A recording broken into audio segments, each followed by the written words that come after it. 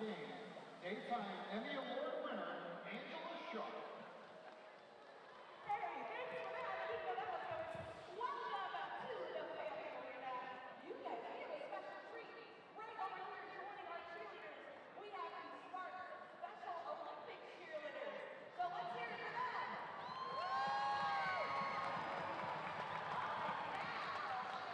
Make some noise for everybody to see. Great mascot, Utica City.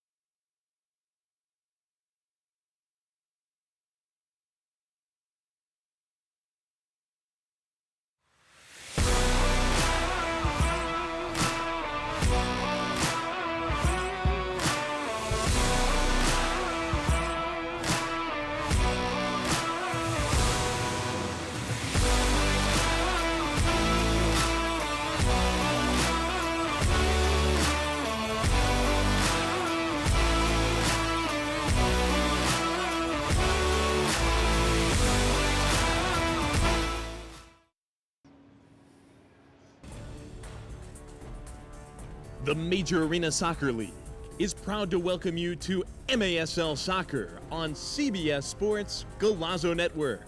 From the greatest soccer city in America, it's the St. Louis Ambush and Utica City at the Family Arena in St. Charles. Joey Zanaboni alongside my lifelong friend, Matt Rocchio. Matt, it's Golazo time once again. And it's going to be a big one tonight. We have the Ambush trying to get back into the playoff position while Utica, missing their leading scorer, are going to try to just stabilize their position right there in the middle of the pack. And it's a big weekend following a big week for the Ambush. A lot of roster changes. Will Niamsi, Frank Tayu out, Colin O'Keefe, he's in, Robert Williamson as well, among others. Yeah, obviously the big thing here is going to be what are we going to see from the new players, but the bottom line is the names already on this roster before these shakeups are going to need to step up. Will Eske, Lucas Albieda, Hulk, he needs to have a big game tonight, and also Hundelt's on a big point streak right now. Those players need to continue contributing for the Ambush tonight. And on the Utica side, Kelvin Oliveira sustained a lower body injury against Chihuahua.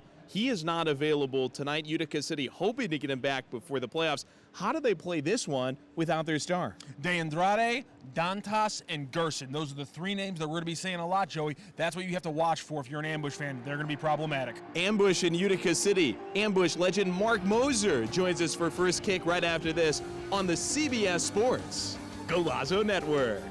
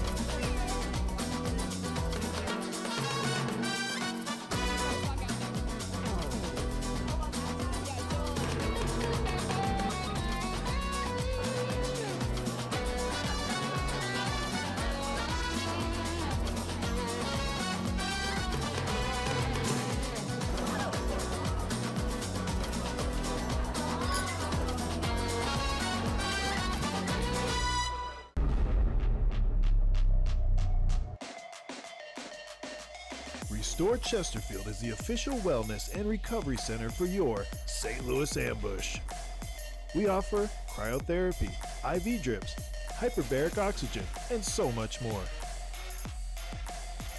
Bring your ticket stub and receive one free core service.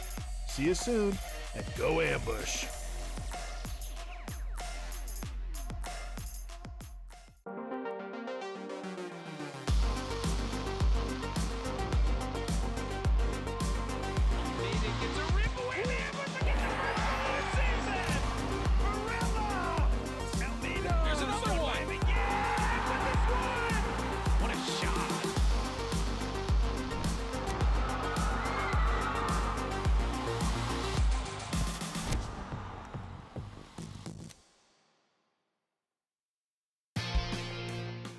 Miter is the official game ball supplier of the Major Arena Soccer League. Established in 1817, Miter is one of the leading soccer brands worldwide and produces some of the best soccer balls in the world.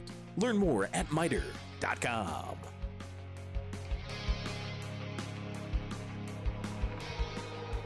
St. Louis Ambush Soccer on Golazo.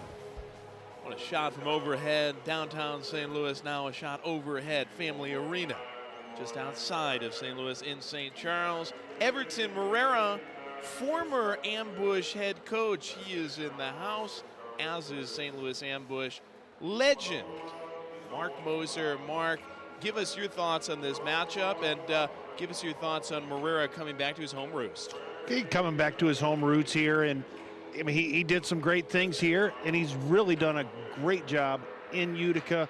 He's going to have his challenges, losing his leading goal scorer, and I think that'll be the interesting thing tonight, is to see how they adapt to that. And how about Jeff Locker? What do you think he's getting his guys ready for in these final moments on Paulo's bobblehead night? Well, I think the big thing for this ambush team is to come out and be consistent from the start, continue to fight through. They've had their struggles this year, but they've played really well at times, and if they can get a lead against this Utica team, I think they can be dangerous tonight. Ambush 10th in the MASL, 12 points. Utica 5th, 28 points. He's Mark Moser. I'm Joey Zanaboni. Matt Rocchio with us as well in the booth on Galazzo. Matt, how do you think this shakes out this evening? It's going to be really tricky, you know, just so many missing parts for Utica City tonight. They had 7 players in the All-Star game. Obviously, the leader of team, one of the All-Star teams, I should say, was Kelvin Oliveira. You lose him. Also, no Gordy Gerson tonight, no Nate Bordeaux. So you're losing 3 of your All-Stars, including another guy in Logan Roberts, who's a pretty important role player as well. So right now, they only have 2 players on the roster tonight who have double-digit points this season. It's going to be interesting to see how they manufacture the offense. See how it all shakes out on Paulo Nascimento's bobblehead night and Star Wars night. Paulo headed toward his goal, the Brazilian Rob Lowe, 39 years old, being celebrated by his longtime team, the St. Louis Ambush, this evening. Andrew Coughlin on the other side. He makes his 13th start in 17 games this year for Utica. Axel Chacunte just signed a new contract with the Ambush, gives it back to a new Ambush player, Robert Williamson. These fans of Family Arena coming to life. Thanks for being with us.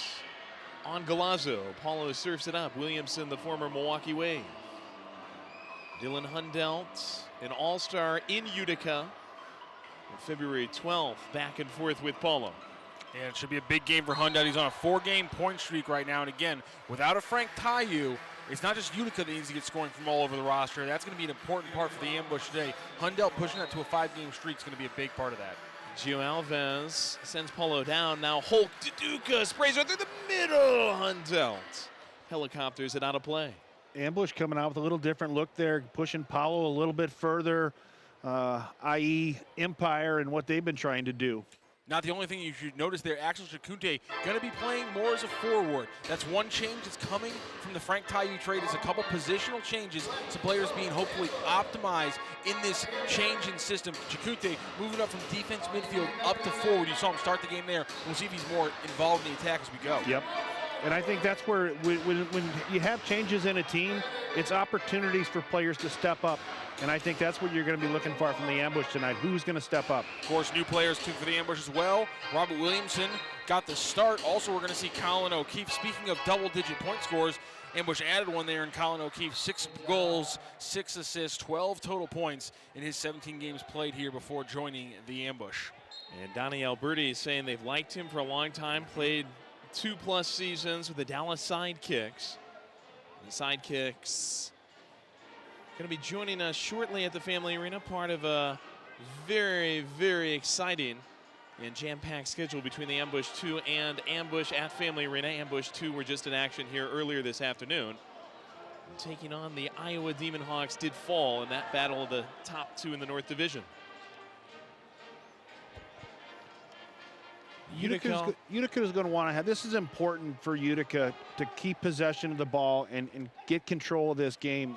Long weekend for them, 3 games in 3 days. Ooh. This first game is really important for them. Barbaro Chelier has a lightsaber aside by the leg of Paulo.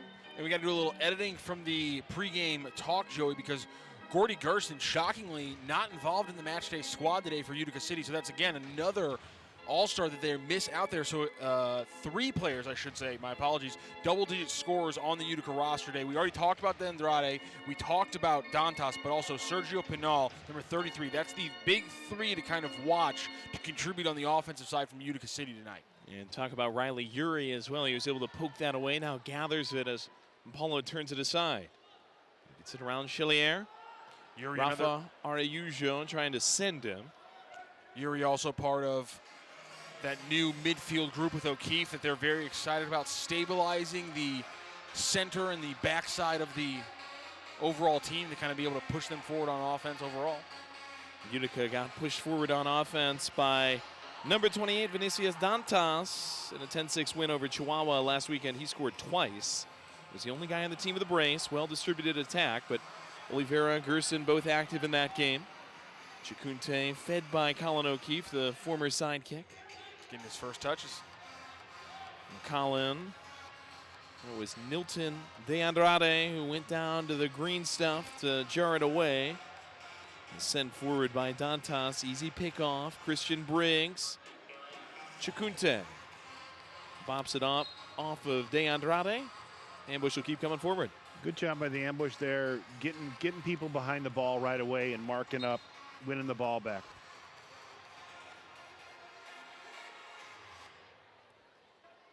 Hundell. Williamson and Chile in the back right now, but Donnie Alberti telling us before the game, hey, with Frank now in Milwaukee, Chikunte and Chile Willie will be able to push up more. SK, another all-star in Utica, February 12th.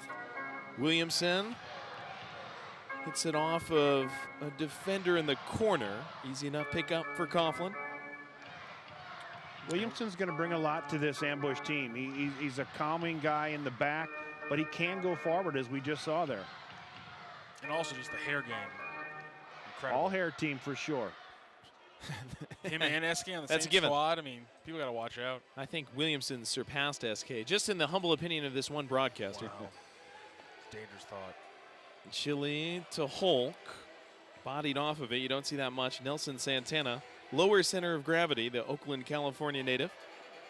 He's well into his 40s now. Got the steal. Ambush steal it back. Big Mo, who celebrated MASL Game 100 when we were here February 8th. Briggs feed forward. Ariujo. Yuri on the other side. Now, they didn't say this, but I mean, it really does seem like Mo NDI could be a guy who you could maybe move up and give some of those really, forward minutes to, with Frank Tayu on the way out. Team leader in assists, Lucas Almeida bangs it off the board. Jace Berger on the take, settling it down. Sergio Junior Pinal. Last play with Atletico San Luis, now playing against San Luis. Good take down on the floor. Manny Silva maybe wanted a call. Ambush keep the ball. A little resident attacker for that one. How do you think about that tackle there, Mark? Good. I mean, good tackle. But like you said, he is a guy that can go forward, and if he gets forward, he can stay up there. Where a lot of times you have a defender will go forward, that you're not going to leave him up there. He's a guy that can stay up there and be dangerous. Honestly, he doesn't even get that forward. If he just gets to the yellow line and wants to rip the shot every time, I'm okay with that. he's got the cannon. Let him take some shots. I'm sure he'd love to have a goal tonight against his former team. Absolutely. Toy Tavares feeding Keaton Woods off the wall, stopping and going against Ryan Quito. Recirculated through Wanalava. About 6 into it now. Star Wars night. Quito goes to the take. This will do a stop. Down with him, Milton De Andrade from Cape Verde, just off the west coast of Africa. One of 2 players along with Gio Alves from Fogo, Cape Verde, abbreviated Fogo CPV.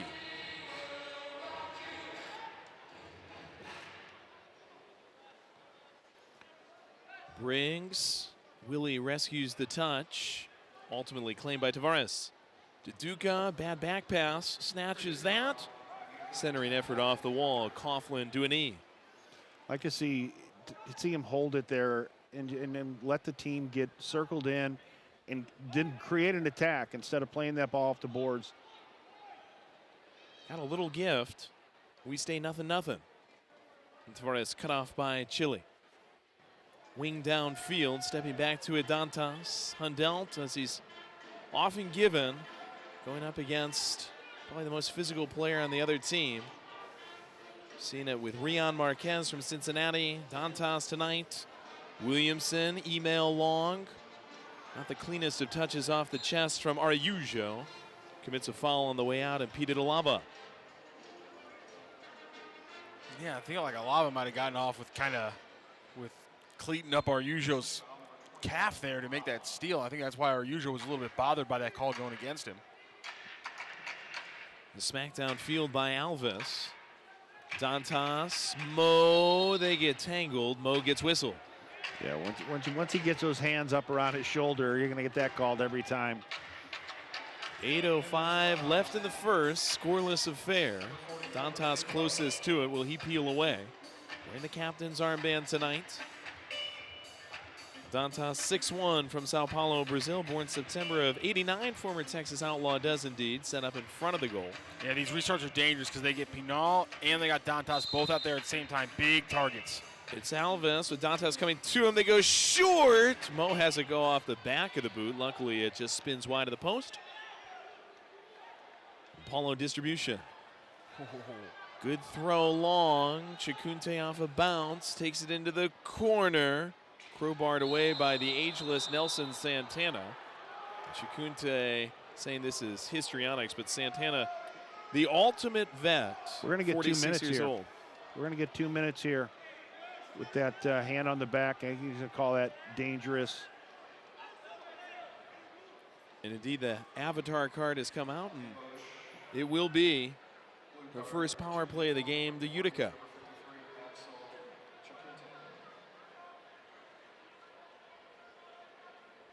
Like I said, anytime you have a guy facing the boards like that, you put a hand on their back, you're playing with fire.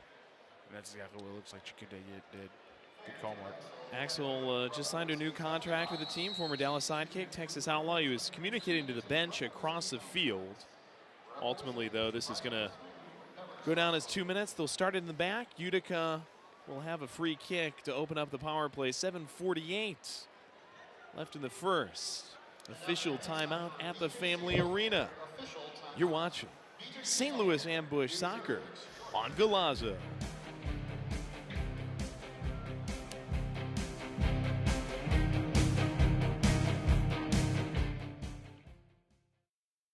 Indoor soccer fans, it's time to unleash a giant leap for fandom. Introducing MASL Indoor Soccer Fantasy Football. Build your dream team, invite your friends, and create your own draft league, all for free. Draft and trade players and win bragging rights as your team dominates the league. With MASLI Football, you're not just a fan, you're part of the action.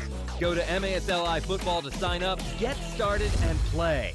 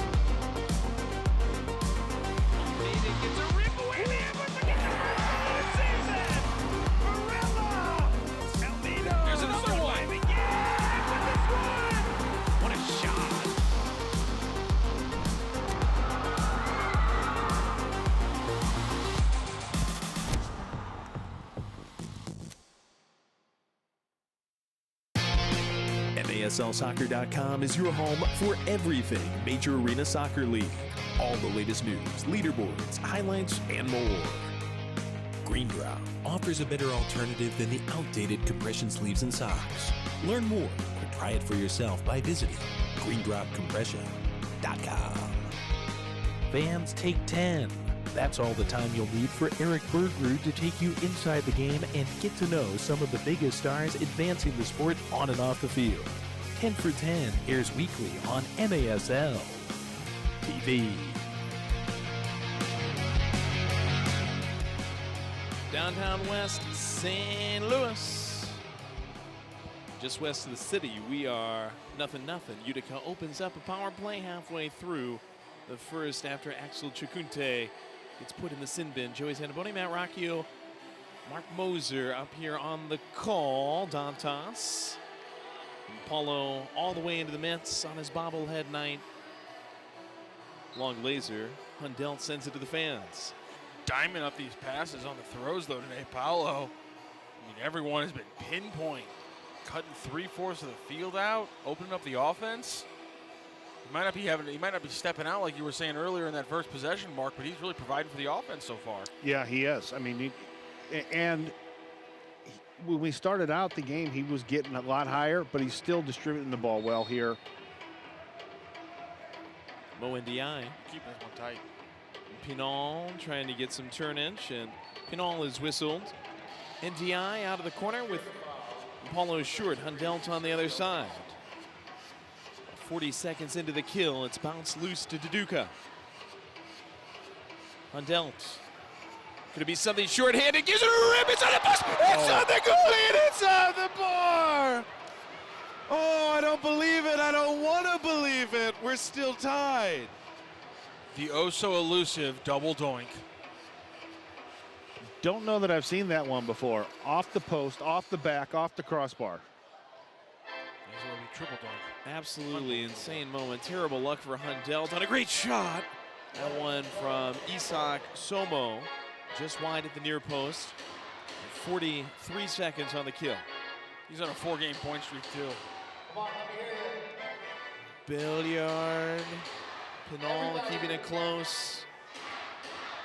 Somo. Dantas has a man back. Post. Polo!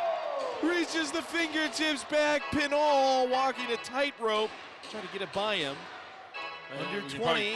Somo. Too high. I think we would say the ambush traded that one 1-for-1 because there's not a lot of time Pinal is just going to miss a sitter like that on the back post. Yeah, he's going to want that first touch. His first touch let him down there. If he gets that first touch, it's an easy goal. Still goose eggs on the scoreboard. Less than 10 on the first power play of the game for Utica. Right by Axel Chacunte. Jeff Michaud pressures the ball. Utica last gasp. We get back to 5-on-5. Upstairs, Belliard runs into problems against Utica. And Belliard goes into the fetal position right next to the wall after colliding with Hulk. Well done on the penalty kill there by the ambush. They really only gave up that one opportunity, and their movement up top was creating problems for Utica to get it down low. Is that already the third foul against Hulk for the game? Maybe just the second, but man, he's racking them up. Dantas sprays it through. Briggs sends it to the escape hatch. Rashad Ahmadi trying to send it back in. Michaud claims one off the chest of Billiard. And sends it high. Goalkeeper distribution will have to hold on a second as the ambush got the tip and go to the corner. It's Almeida. Through to Utica. Do it again. Off the boot of Alava. Michaud's been such a winning player for the ambush in his stints here. It's disappointing to see him waste that 3-2 opportunity they had earlier, Mark, where it's just instead of playing with the ball, moving it, trying to get something, close to the goalie, he rips one from beyond the yellow line when they had an advantage. Yeah, I mean, if you can knock it in and get that easier tap in. Thomas looking upper 90. Briggs scoots it through. Maybe wanted to get it to Utica. Coughlin's one of the best goalies in the entire league. And so, I mean, it's just, you got to work for your goals against this guy. You're not going to be able to blast him in and get lucky. I mean, he's got the post working for him. We already saw that. The post and the crossbar. Yeah, you're right. And his own back. Yeah, he's got 3 helpers. Under 5, 0-0. Oh, that was nifty. Utica pirouetting. Down on his back goes Manny Silva. Restart coming. You ever seen a guy hard dribble the ball off the carpet like that to bounce it over a defender? That was nifty by Utica. I don't think I've ever seen a guy pull that off like that. It was like a dribble, but in basketball, not soccer. Touch it down right over the top of him. I mean, he stomped it down and it bounced it over his outstretched leg. That was a nifty move by Utica. If he would have been able to turn on that, right into the highlight reel. Williamson heads it in the back. Thomas heads it further back. Paulo puts it at his own feet. Wow, I'm surprised he didn't snap that one to Almeida. Hundelt has a pass picked. Here comes Utica. Elvis stoned by Paulo on the body of Hundelt. Paulo plucks it. Baseballs it downfield. Almeida to O'Keefe. Two of them getting on the same page. Long-time ambush and first-time ambush. Williamson joining this program from Milwaukee. You can tell Williamson, he's very comfortable on the ball when he has it. Araujo. That was an artfully drawn foul by Araujo. That was, if he stays on his feet, I don't think there's any chance that gets called. No. But the way he goes down was perfect. I mean, he completely got his shoulders too far out over his feet. He wasn't staying up on his own, and he just made it look like the defender was the reason. Olava on the foul. Utica has a shot blocked at the goal line. They need to try and get the Duke of the ball down a little lower than he's getting it right now. Gives it to Michaud. Wide at the near post. Skips by Hundelt. And I like that you bring up the Duke because everything else is going to change. Oh, Frank. Chili on a take. Chili Willie!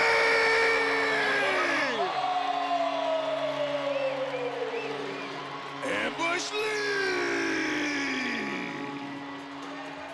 Chili Willie stepping up a little bit. This is what the change has wrought. He can play a little bit higher. That means in transition, also on the press and defense a little bit. Creates the turnover there, comes off the wall, beats a man one-on-one, and then it's just him, a defender, and the keeper. What a strike by Will Eske. I can't believe Coughlin got to that one.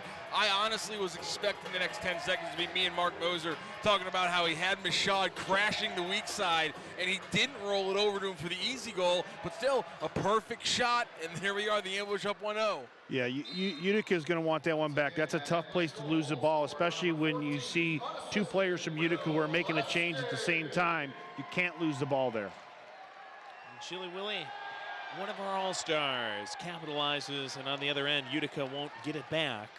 Congested well in front of the shot. Amati going to just drizzle over to Paulo. Yuri, nifty move. Good wheels there by Ure to blow right past him.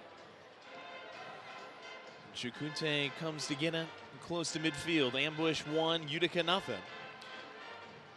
Ambush 8 points out of a playoff spot at the outset of the day. Pretty much the final month of the season, everything's going to be must win. Uh-oh. In the back, a take, but nothing made of it. Amati has it drip through the middle. Paulo, with no one really in the area, comes sliding out.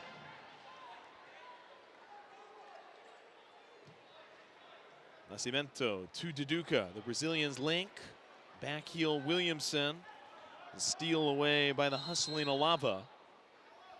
Gets tied up a little bit on the board. This will come out. Utica on the free kick. Fans, the Ambush are hosting Family Night on Friday, March 7th when they take on the San Diego Sockers. For $125, you get 4 tickets, 4 hot dogs, 4 sodas, and a large popcorn.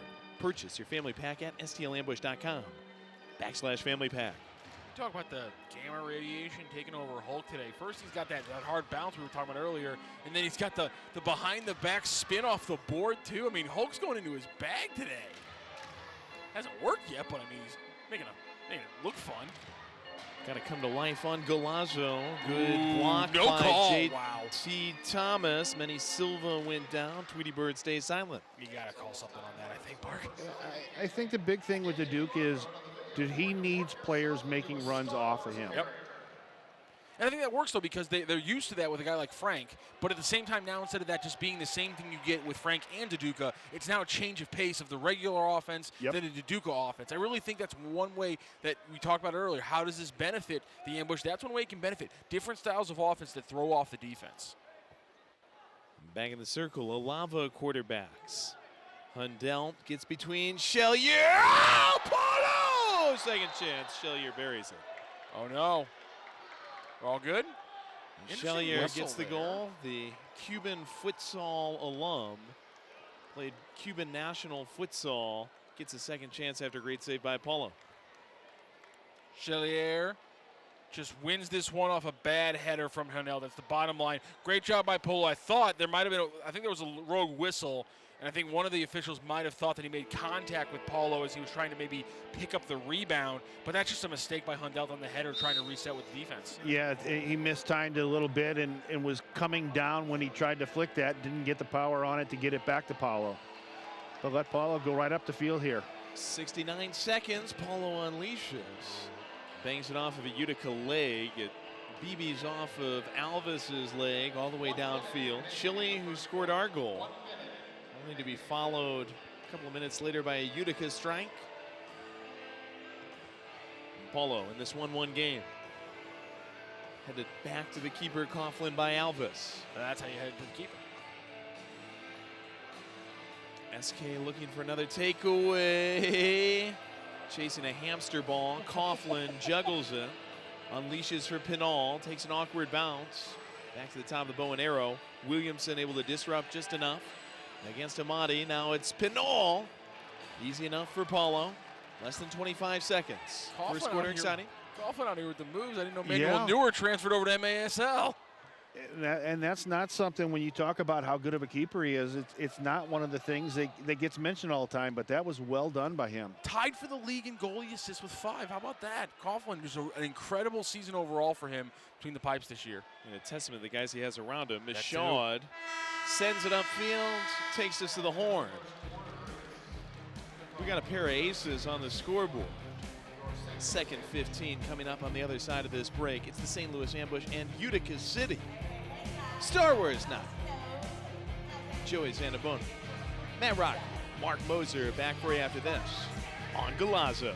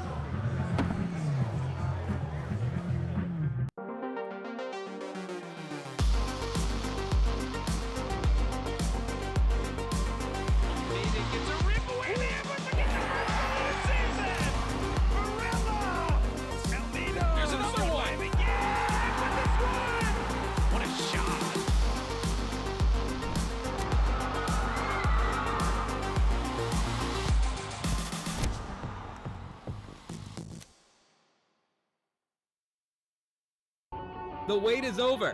The 2025 MASL season is here.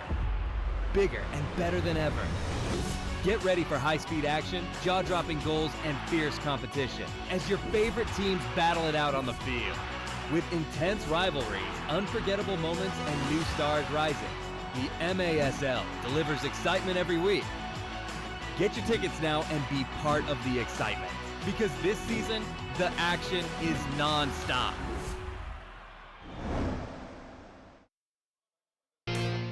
Catch MASL Monday every Monday night on MASL TV and on CBS Sports Galazzo.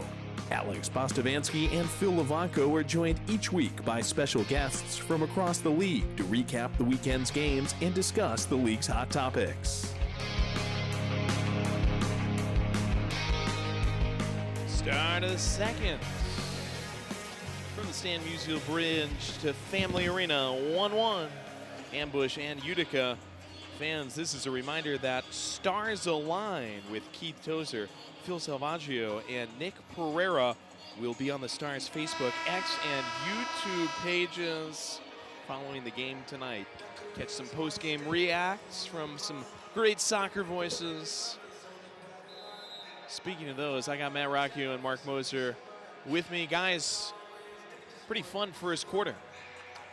I think both teams have to be pleased with the way the game started for each of them.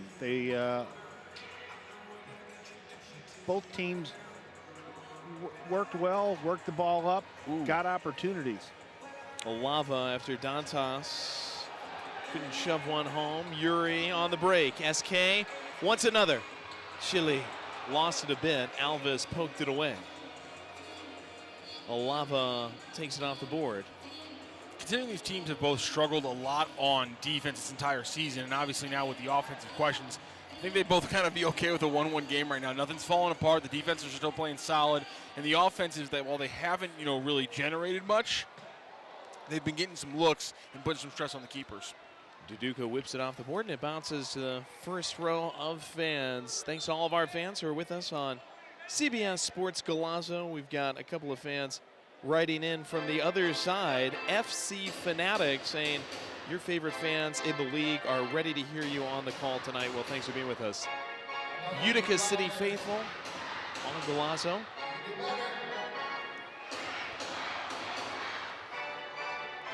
Off the far board, Amati tries to croquet through Thomas. It's scooped up by Paulo. Almeida. Now, we got a lack of goal scoring maybe on the field so far, Joey, but we need to explain to our Utica City contingent the goal scoring we have in the booth tonight. Mark Moser, 30 years ago, won the NPSL championship with the St. Louis Ambush.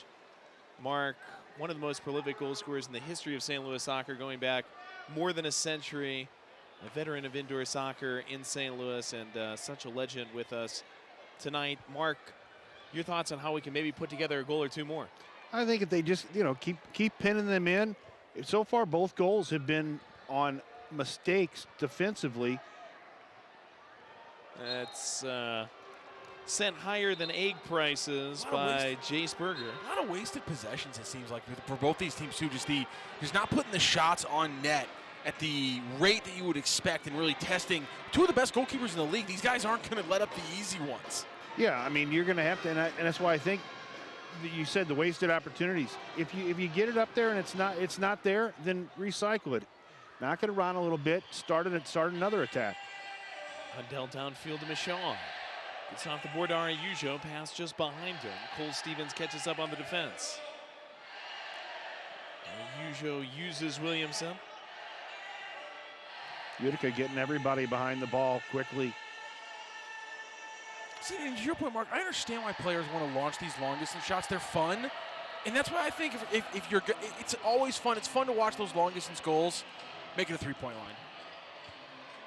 Yeah. We know you scored a few of those in your time in the 90s. That had to just be fun to watch. Just the numbers just tick up centimeters in that way. wide. Oh, I played with a guy, Joe Reiniger, who scored a ton of three-point goals. Most of mine were within 4 or 5 feet. I think you came out, second half of the clinching game in '95? Didn't you score a three-point goal right away? I did.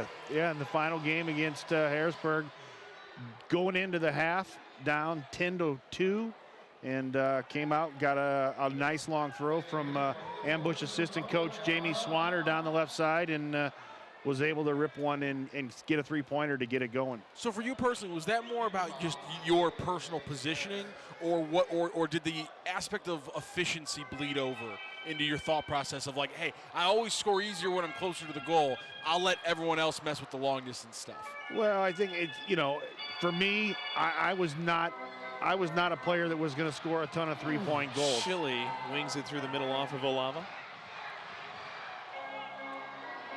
Olava gets the take against Mo.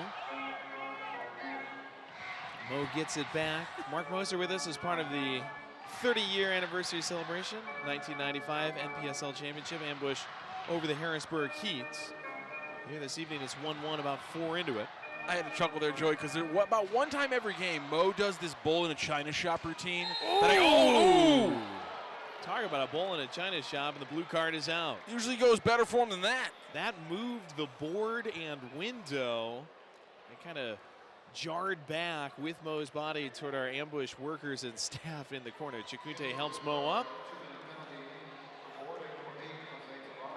And Tavares, the offender, ambush our first power play of the game. Chance here to get some goals, get a point here for the ambush. Big thing's always going to be, can you get the ball into the box? Can you get boots through the box? That's when goals happen. Lucas Almeida will start it up on what's virtually a corner kick. Give back to Duca, left-footed shot. Alava leaps in front, ball cascades down toward the board.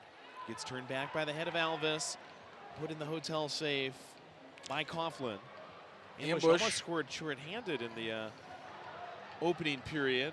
Hundelt hit it off post, goalie, and bar, if you can believe it. He gets a piece of that with the head. Ambush have converted 2 of 5 chances on the power play at home this season. 40% rate is actually near the top of the league, but those chances are pretty low relative. So not a lot of chances, but they have, when they've gotten it, converted a good chance. And had a lot of 5-on-4s, getting close halfway point of this 2-minute advantage. To Duca, to Thomas, off the STLambush.com sign. SK revitalizes. Almeida the assist man, James Thomas slipped and fell, able to nudge it back past Alava. SK keeps it in, Thomas heads into the corner. 10-10 left in this second quarter, just under a minute to go on the advantage. Utica doing a good job playing a diamond here, getting the guy out high, forcing that shot from outside. Rebound by SK on the shot from Hundelt, whips it wide and goes all the way back through Paulo. Paulo says, I'll take this. Make it 6-on-4. About 30 seconds left on the power play. Almeida, SK! Glass over bar, goes all the way out of bounds. 9:39 is where we'll stop in this second, 1-1. Ambush effectively killed the power play in the first quarter for Utica. Their senior citizen, Santana, text messaging upfield. D'Andrade runs into trouble. Almeida and SK get it away. Chile, Thomas, side box, Coughlin kick save. Santana grabs, SK goes to the floor to thwart it on the way out. 10 seconds left in the advantage, and the Ambusher whistled for a foul. That's the one thing when you look at Coughlin, he's not a huge guy in stature, but man, he makes himself big and gets himself in good positions to block shots. Ambush have scored just 3 power play goals this season. 2 by Carvalho, that's Hulk. 1 by Will Eske, but new addition Colin O'Keefe has 5 this season as he comes on over. So potentially a new weapon in the power play that we have not seen used just yet. Hundelt has as many touches with his head as he does with his feet tonight. Flies up, gets a header there. It will pretty much end the power play for the Ambush as Utica scoots and boots. Alvis sends it just over the glass out of play as it gets to zeros. Tavares able to come off Exile Island. 1-1, 9:09. Ambush and Utica City, first and only meeting of the season between these two teams. The fans join us on Sunday at 5 o'clock as we take on the Dallas Sidekicks. It's Cancer Awareness Night, and we'll be auctioning off Siteman Cancer Center jerseys. Tickets available at the Family Arena box office or Ticketmaster.com. Was this tipped? Our usual says certainly. Our men in red, led by Shane Butler and Kyle Armstrong, saying that's more doubtful. Goalkeeper distribution out of the back for Utica. Ambush going to press high here a little bit, try and pin them in. Amadi. Pinal has it go off the board. Pinal wins it from Mo. Puts it on a little track inside. Amadi couldn't catch up. Scoop by Polo. Mo to Briggs. Wanalava picks it off. This Utica franchise now has Will Niamsi, traded from the Ambush to Utica this week. A great veteran and a great player for the Ambush. He is not active tonight, but observing in the building as Utica bobs it up into the corner. Pinal stripped by Chikunte. Belliard goes to the ground to keep it in. He'll be a help to this Utica team in the back. Will's been a good servant here in St. Louis and done very well. Frenchie, as he's affectionately known, had a game winner in the first win of the year, 4th game of the season for the Ambush. O'Keefe picks that off in the back, swishes it off the board. Amadi on the reclaim. Grabbed by Kido. Pushed forward for Tavares to pick off with ease.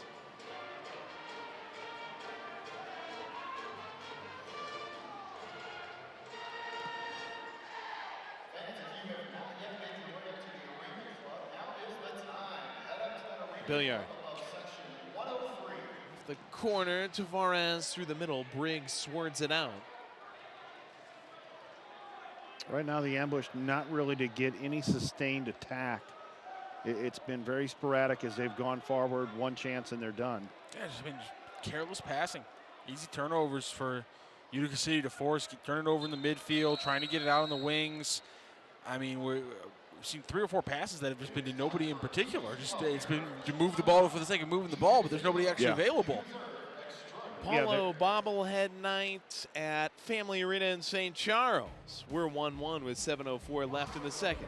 It's the ambush at Utica City on Galazzo.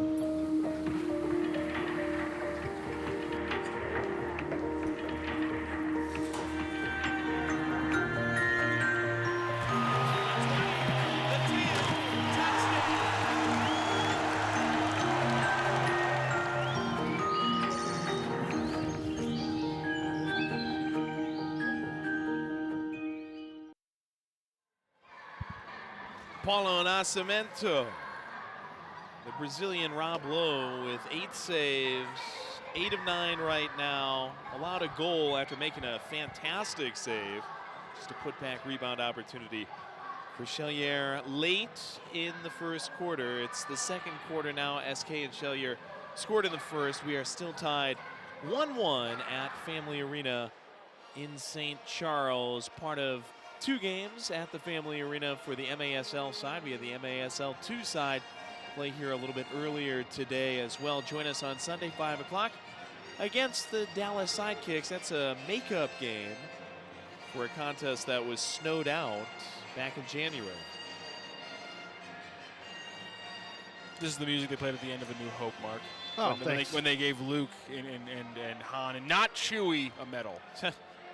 Matt Rocchio educating Mark Moser on Star Wars lore as James Thomas sends it through. Eventually we'll get into the issues with the Trade Federation and obviously the galactic banking system that broke down and caused the war that eventually led to all the problems, of course. We'll get to that back eventually. to the prequels, huh? Looking forward to that part. Yeah, the part of Star Wars everyone really likes. Jar Jar Binks was a Sith Lord. There'll be no lightsaber talk on this show. To Duca. Give it to Thomas. Great night between the bobbleheads and the Star Wars characters. We've got members of the 501st. We've got life-size, I presume, Chewbacca out here. Do you know what the 501st is, by the way? The most dedicated people in the world to their craft. All across Besides America, you, Matt. all across America, there are chapters of these people who have extremely elaborate Star Wars costumes to the point where there have been different productions of Star Wars that have called up chapters and been like, hey, we need you on set because we need 50 stormtroopers. And they just show up and do it for the love of the game.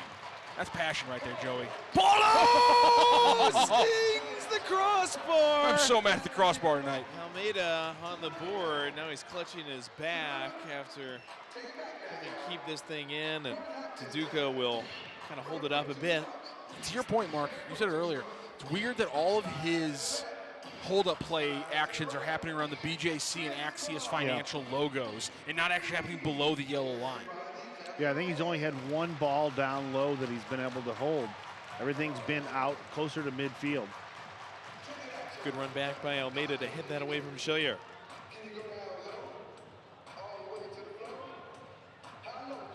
treadmills at Araujo. He and Michaud.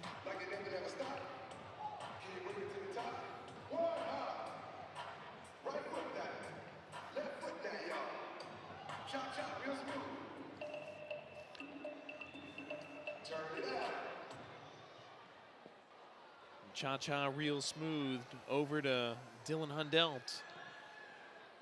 Through ball, seeking Araujo. Stolen away by Alava. Araujo goes for it. Alava goes down. Araujo whistled for the foul. A good job by the ambush there keeping the ball, but the problem is there's not a whole lot of movement. So there's not, that ball's played down. There's got to be more movement from the players to create opportunities to spring people. And we were just talking about and if there is any movement, it's happening in the midfield. It's not actually happening in the attacking third of the field. Yeah, I mean, Utica had 4 guys across the yellow line. We had 4 guys out at half field. Coughlin was just at half field. Stays back, long launch, 3-line pass. Dantas lets it go by. 4:32 left in the second, 1-1. Fans, do you have a group of 10 or more who want to attend a St. Louis Ambush game at a discounted rate? We're here to help. Send an email to info@stlambush.com to request more information. From the gold line, Almeida on the go button. Thomas in the left corner. They go to him. James wings it just wide. Duduka on the other side has it come out the laundry chute. He's back through Almeida. Chile. Decent little run. Got bumped by De Andrade. No call. Dantas, short hop off the wall. Duduka. Oh, Lee, beautiful for Thomas, just wide, second chance! We're back, baby! Ambush Lee! Finally, the niftiness from Hulk goes full Brazilian on this defense as he has been the entire night, and finally it pays off. Nifty little pass there just above the top of the circle, and he gets it to a James Thomas, and the bounce to James Thomas. First of all, we'll give credit to that from SK Chile to dig fighting it out. this one through, but that little back heel, and then James Thomas, follow your shot, always follow your rebound, and he gets an easy one there, gets to pretty much walk the ball in on the rebound for another ambush goal. And that's where you have to get Duduka the ball. He gets the ball there. It creates such opportunities for this situation where he rolls it behind him, or he rolls it and goes around, plays it off the boards to Thomas running into the middle. That's how they're going to create opportunities for themselves. Thomas, his 8th goal of the season, the Missouri State alum. 12 goal contributions this year. Ambush, 2nd lead of the game. Can we keep it longer than the first? Utica already scrambling eggs on the other skillet. Belliard couldn't quite get it where he wanted for the shot. Goalkeeper distribution for Paulo. Locker rooms just around the riverbed, under 4 minutes to him.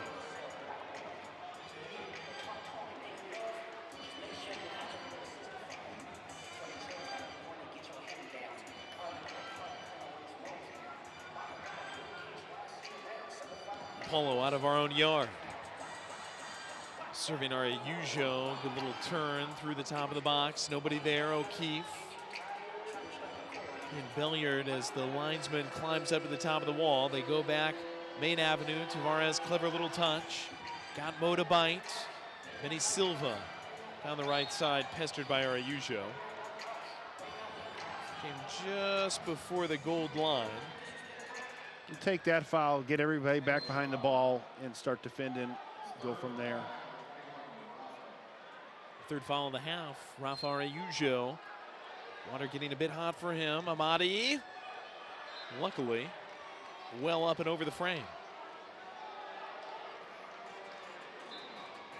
I don't know that I understand that free kick. Taking it from there, you're not going to beat Paulo from there.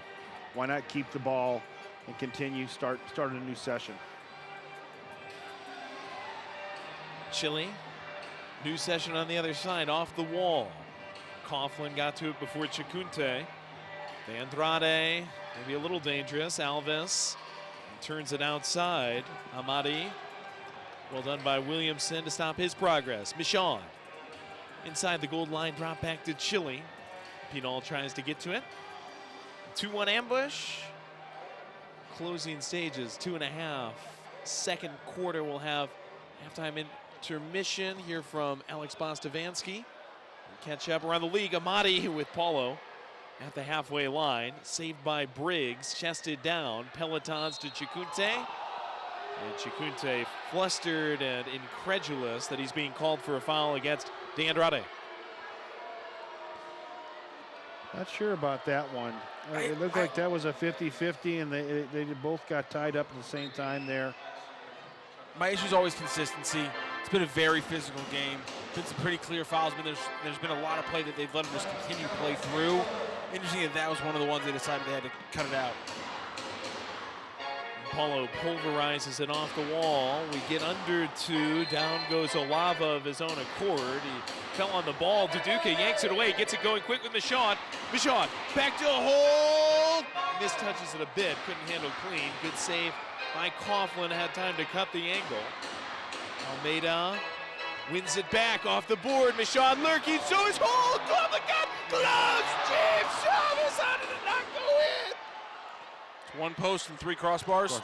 Oh, Thomas. Oh, is that a second in the last few minutes? Ambush are getting just robbed right now by the woodwork. 4 goals taken away. Or 3, I guess, because it was a double on one of them. Yeah, hit the post, the back of the keeper, and the crossbar off the foot of Hundell in the first quarter. 80 seconds left in the second. 2-1 ambush lead. Almeida through, had Hundell back to it. Chikute keeps it alive. Dylan Turnage. Ski balls it to the keeper Coughlin, and the mustachioed gloves man picks it up. Olava and him bringing it loose. A minute left in the second. I like the ambush. They are getting some good looks and some good chances. Vinicius Dantas held up by Williamson around the Bellagino side. Ambush on the tip and take. Michaud, collision midfield. It's going against Michaud. Free kick Utica. Going to get called on that one every time, I think. Yeah, he stepped on his foot pretty clearly. I'm not sure why it hurt his knee so bad, though. Jace Berger staggering as he gets off the field. A lava restart, 45 grains of sand left in the hourglass first half. Amati.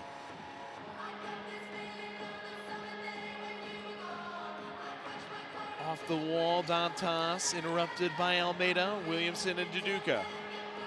Yuri using the shoulder well, 1-on-2. It's a good job pulling that up. Get some players on. Try and get the last shot here. 15. Back heel Duduka, too long for Almeida. Alves to Cole Stevens, downfield, Paulo, 5 seconds. Looks like we'll go to the locker rooms. Ambush 2-1, oh, a giveaway by Mo. Stevens won't do anything with it. And that will indeed be our score on Paulo's bobblehead night and Star Wars night. That got booted out. Ambush won a card or something for a delay game, but we are going to halftime. St. Louis Ambush 2, Utica City 1. It's Ambush Soccer on Galazzo.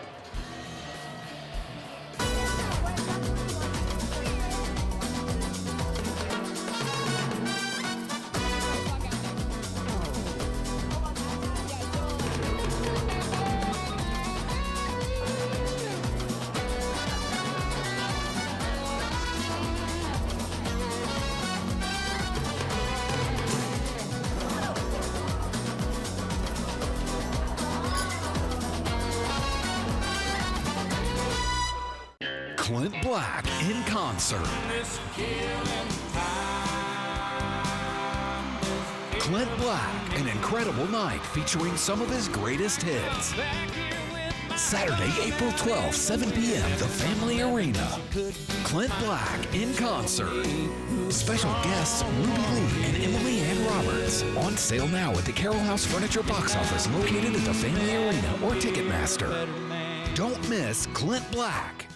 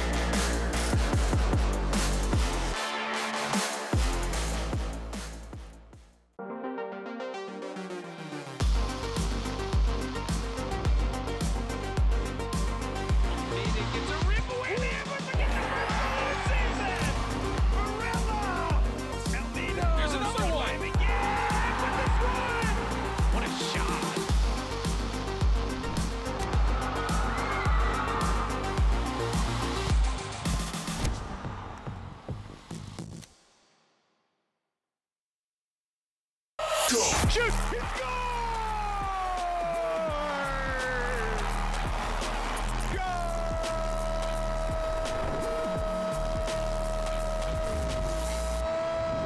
What's going on, everyone? This is the MASL in 5. I've got to get you caught up on everything that's gone down in the league over the past week in just 5 minutes. Let's go. Reggett as your target forwards and 2 defensive runners. Oh, there's Reggett! How did he do that?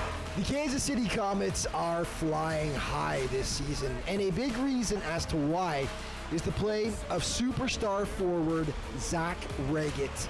He enters this weekend with 14 goals in just 15 games, despite playing injured for most of the season. And first day of preseason, I suffered a pretty bad ankle sprain, and that put me back a lot of steps. I'm just happy I'm feeling more 100%. Probably this coming weekend will probably be the first weekend I'll feel 100%. So, I'm excited to personally get rolling maybe a little bit more, but I'm so happy with where, personally my season's been at and how it correlates with the team's success. Zach was the 2018-2019 MASL Rookie of the Year, playing at that time with the St. Louis Ambush. That came after a successful college career at Trinity International University. But despite his quick success in the MASL, Reggett found the transition to the indoor game to be challenging. The biggest thing for me was learning how to use the boards quickly. I think that's offensively and defensively, right? A lot of these teams, if you can score a goal, it's great, but if you're also showing up on the defensive film session, that's probably not a good thing as a target. So it's more just learning the bounces and just learning the correct movements. If you can learn a couple of those basics, it just becomes so much smoother transition. Reggett to the right side. Score! That's a hat trick. The main thing is the boards, and for me, I'm not the fastest player, right? So I use the boards a lot in regards to passing and moves off the board. So I think I got the learning curve a lot quicker than others. But it was a headache for sure. If you're proactive about it and trying to learn, it's super stressful. But man, once it clicks, it's like that, So. Whatever it might be, Zach is definitely in the zone now. He's one of the league's best. Last season, he shared the Golden Boot Award with Marco Fabian after tallying 35 goals. No question, he's loving the indoor game and playing in Kansas City, which he can't say enough about. We're averaging, I think it's like 5,000 fans, and it's just a complete sports town. And for me, it's the dream. As a kid, you kind of feel like you kind of fulfilled your dream a little bit, right? You didn't dream about playing indoor, but now it's and with where our league is going, there's going to be kids that actually do probably dream to play indoor because of how successful the league is moving. Zach has also represented his country, playing on the United States national futsal team. But right now, he's laser focused on helping the Comets win the ultimate prize after falling just short in the final last year. That we're really working hard over here, and we're trying to get over that hump. Losing a final sucks, and we like to say we got a bunch of dogs over here, and we're just trying to manifest that as a group and take it day by day and stay healthy. Zach Reggett. Zach Reggett! Okay, some huge trade news from last weekend. Frank Taiu, the league's all-time points leader, has been traded from St. Louis to Milwaukee in exchange for defender Robert Williamson and cash. A true blockbuster deal. And Moises Gonzalez, who just entered the MASL's 300-point club, has been dealt to the Chihuahua Savage. Talk about the rich getting richer. Gonzalez has put up 11 points so far this season. Wow. Okay, our Green Drop Players of the Week. In goal, Chris Toth from Tacoma. Defensively, it's Chad Vandergriff once again. And offensively, once again, Marco Fabian from the Empire Strikers. Let's start with Marco. Another incredible season. 7 points in 2 Strikers wins last week. 3 goals and 4 assists for Marco. Defender Chad Vandergriff picks up the award once again. He had 1 goal for KC in 2 wins, and more importantly, had 9 blocks for the boys in red. And in goal, Chris Toth, just a monster between the posts for Tacoma last week. 17 saves, 17 of them in 2 stars wins as they are pushing for a playoff berth. And of course, all throughout the MASL season, you can stay up to date on everything that's going down in the league by checking out its official social media outlets. Thanks so much for watching. We'll see you next week.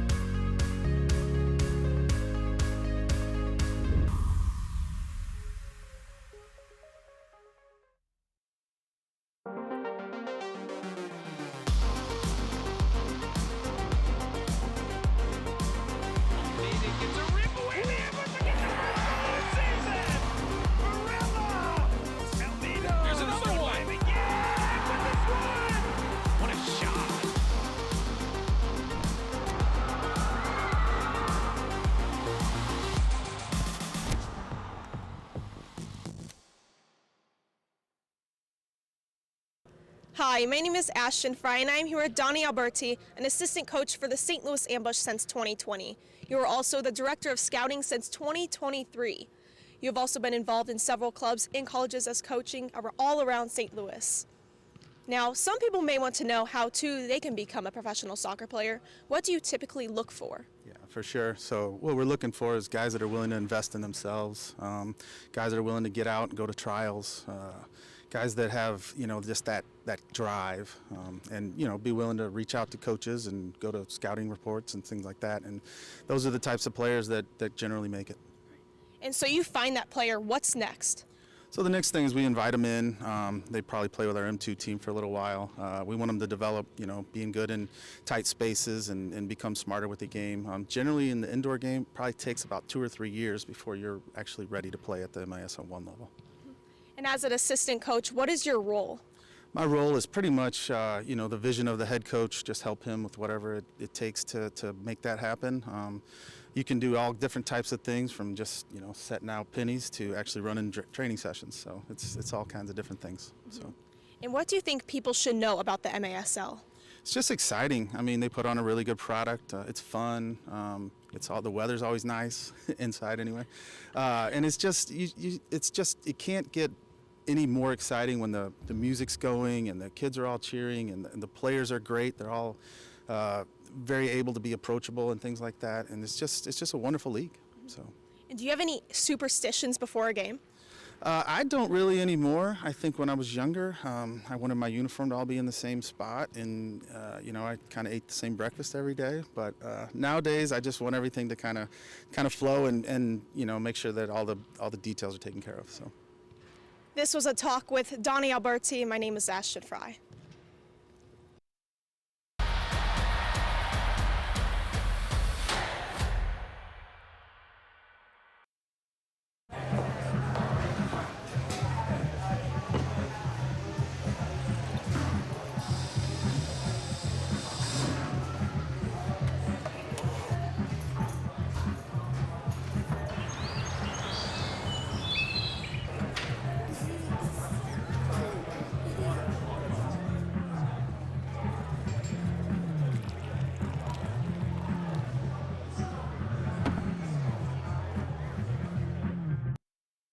Indoor soccer fans, it's time to unleash a giant leap for fandom.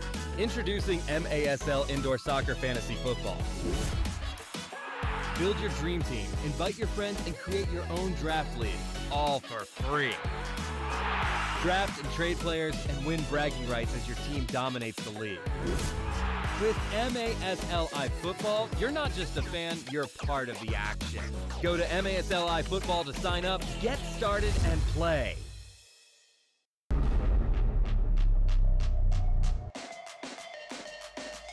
Restore Chesterfield is the official wellness and recovery center for your St. Louis Ambush.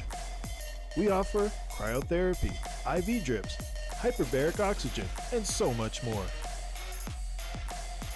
Bring your ticket stub and receive 1 free core service. See you soon, and go Ambush!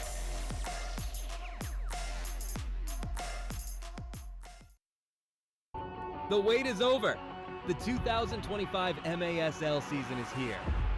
Bigger and better than ever. Get ready for high-speed action, jaw-dropping goals, and fierce competition as your favorite teams battle it out on the field. With intense rivalries, unforgettable moments, and new stars rising, the MASL delivers excitement every week. Get your tickets now and be part of the excitement, because this season, the action is non-stop.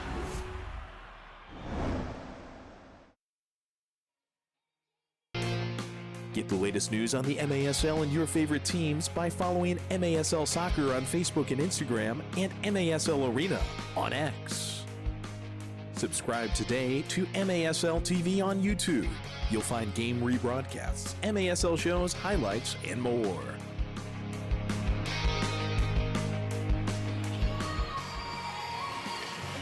Halftime means party time at the Family Arena. Fans got the phone flashlights out as DJ Brew fires them up in St. Charles, Missouri, and we fire them up on Galazzo. Joey Santaboni, Matt Rocchio, Mark Moser. Right now, the Ambush leading 2-1 despite being outshot 11-6 by a Utica team that does not have Keldon Oliveira, Nate Wardell, Gordy Gerson, Logan Roberts, or Isak Somo. We had mentioned him earlier. Somo now traded to Empire. He's another well-loved Utica guy who's not on this roster. An active Paulo, very active for us tonight. 10 saves in the first half, celebrating his bobblehead night. And Chili Willie helped the Ambush build them an early lead, steal and seal. SK got it into Utica zone and found a way to flush. Far post on the floor, Chili beating Coughlin, Paulo's counterpart. They would find a way. Past Paulo, it took 2 attempts. Chelier stoned initially by Paulo before flushing it home. The Cuban national futsal team alum gets on the board for Utica before the Ambush. And a steal by Chili. A great back heel from Duduka. James Thomas, talk about trying twice. It's nice. 2-1 Ambush. I mean, this is a team that ripped off 10 goals in Utica City. Without Oliveira, they ripped off 10 goals against Chihuahua a couple days ago. And for the only goal for them to score in the first half to be on a mistake by the Ambush defense, this is an incredible defensive performance today by the Ambush, and I really didn't expect this from them. Yeah, they've been very solid in the back. In not only in the back, but they've been playing out of the back well. They've limited the amount of good chances. Like I said, once again, it comes back to mistakes. One little missed jump with the head ball on Hundelt cost them. Ambush with one of their quickest turnarounds, Joey, 2 games in 3 days. This is really going to be one of the few times we're going to see the goalie versatility of the Ambush really play into the fact that now we get Paulo and Polo in the halves, and really both of them are now going to be completely rested for Sunday. FC Dallas alum Puyo Cortez takes over between the pipes in the second half for Paulo Nascimento. Paulo in line for Dub. Puyo and the guys trying to close it out for him. What does Puyo give you that Paulo doesn't? I think that the key is that they don't change it up. That you don't lose the playmaking aspect, the passing from the back. You don't lose any goaltending aspect. But the bottom line is that Paulo's a little bit long in the tooth, and now you get a healthy Paulo for that first half on Sunday, who's at 100% because he gets to now sit for this second half. Dantas, blocked by Chile, who put in his 11th goal of the season in the first half. Michaud emerges as Utica ducks back to the bench. Dantas on the steal. De Andrade, wide of Puyo Cortez. The second rip ends up wide as well. And it helps for the ambush defense when Utica City makes it easy like that. Just like the ambush made that mistake early in the first. That was a bad mistake there by the Utica City. They had a 3-on-2 opportunity, and they just tried to blast it past the corner, and no one even really crashed the boards that hard either. Yeah, like I said, once again, you're going to have a tough time scoring from out there, and if you have the opportunity to keep it and create something to get a good shot down low, that's what you need to do. And if they're going to take the long shot, the other players can't stop running. Yuri off the wall, Coughlin gobbles it. Utica without Kelvin Oliveira. We've got FC Fanatic, though, riding in on X, reminding us that in the second half without Oliveira against Chihuahua, the defending champs last week, Utica outscored the Savage 6-3 en route to a 10-6 dub. But, I mean, that's 10 points across that full game. It was a good second half, but, I mean, they were doing something against Chihuahua in the first half as well. And so far, again, other than a bad Dylan Hundelt header, there really haven't been that many choice looks for the Utica City offense tonight. After the Utica foul, Low lifts. Utica takes it off the board. Rolls it, Briggs. Just wide of the pink post. It sprays to the fans. They've been enjoying Star Wars night thanks to all of our characters who have come out, and thanks to all of you who have written in with some Star Wars lore and suggestions. Joey, who's your favorite Star Wars character we saw tonight? I have to say that life-size Chewbacca. Talk about the best hair in the building. Was that guy on stilts? Takes a lot of head and shoulders to wash that costume. Almeida tries to go quick. I mean, he was a full-on 7 foot in whatever it was, like in platform shoes, stilts, whatever, what have you. That guy was giving us the full Peter Mayhew. How about yourself? I'm partial to the Mandalorians, Joey. Or, as we could call them here in St. Louis, the Fandalorians. The Fandalorians in the house. Ooh, Araujo trying to get into the house. Coughlin with good positioning there. Cut it off perfect at the near post. Olava couldn't jar it out. Thomas reserved.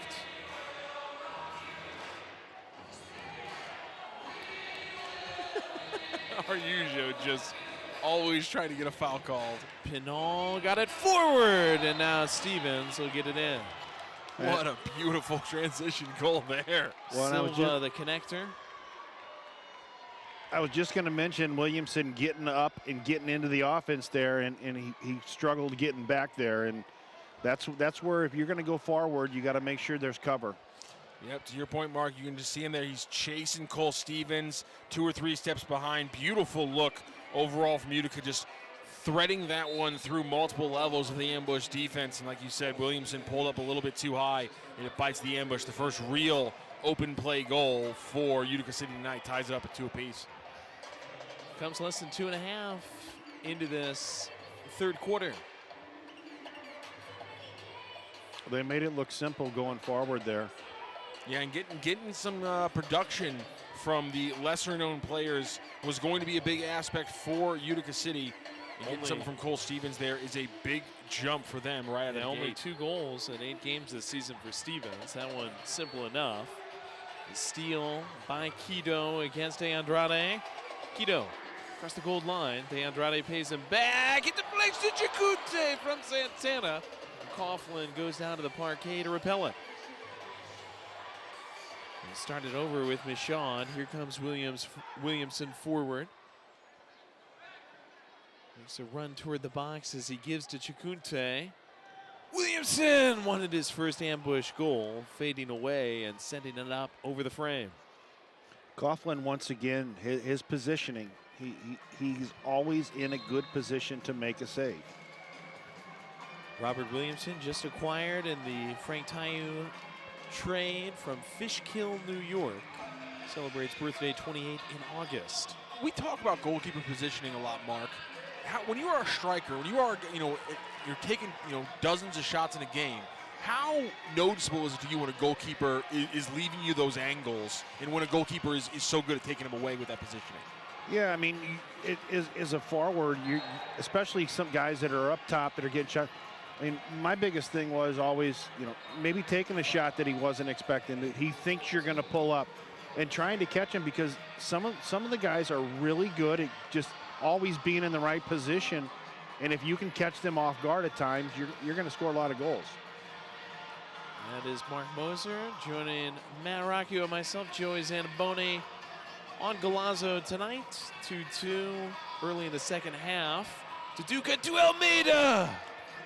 Coughlin once again, good positioning. Utica trying to turn it back. Riley Uri back to Hulk. It's his second assist of the night. Bends it right to Coughlin. Keeper in the pale purple, keeping it in the back with Utica. They are 5th in what is now a conference list. MASL top 8 make the playoffs. They're number 8. Tavares stifled just enough by Pollo. Got a little toe on it. Burst of inspiration. Uri trying to take them all on. Uri stopped up by Stevens, the goal scorer. Ambush are going to have to do a better job of following their runners. That's the second time that someone wasn't able to follow their runner, and they've gotten an opportunity out of it. And they want to play faster. Uri's clearly playing, a perfect addition to this team if they want to play faster. And to your point, no one else is helping them out in these runs. Uri to Araujo, shakes it, Biggs! Gets the ambush back on top!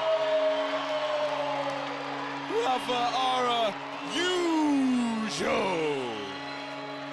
Ambush lead in the third. There is a challenge flag on the field in front of the Utica bench. Former Ambush headman Everton Moreira will want another look at this. How about this by Araujo? 5 hold him. Oh, great positioning from Coughlin, but he just beats it down to the carpet on that one. I'm wondering what the challenge play is there, Joey. Nothing jumped out to me in the replay that was really starkly challengeable.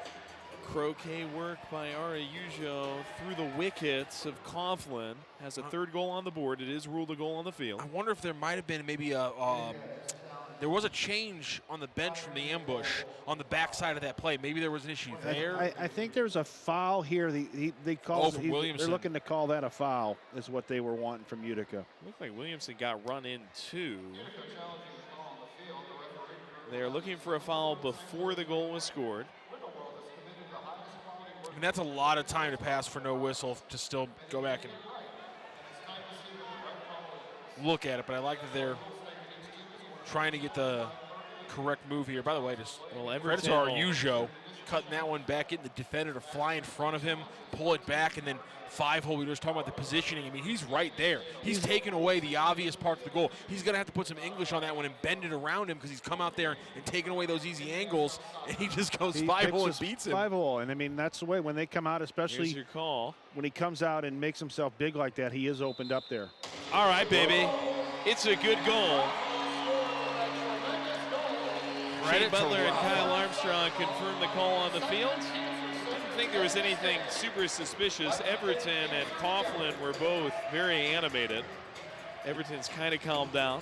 Joey, we didn't get to talk about this, but that's carrying over a little bit from the start of this, from the end of the first half, I should say, when there was a lot going on between Everton and the officiating crew, a conversation that kind of bled over a little bit in the first minute or so of the halftime break. So a little bit of, peak kind of rising between Utica City and the men in red. There was a slammed ball by one of the Utica guys as halftime, the buzzer hit. Slammed it toward the Northwest High band that's in the corner side. The Ambush are attacking right now. And Utica on the other side. Rolls it through to Pollo. Seeking O'Keefe downfield. Alvis makes it difficult. Coughlin bends down, picks it up on a knee. 3-2, the Ambush lead, 9:10 left to go in the third quarter. Fans, the Ambush are hosting Family Night Friday, March 7th. San Diego Soccer's in town, and for just $125, you get 4 tickets, 4 hot dogs, 4 sodas, and a large popcorn. Purchase your family pack at stlambush.com/family pack.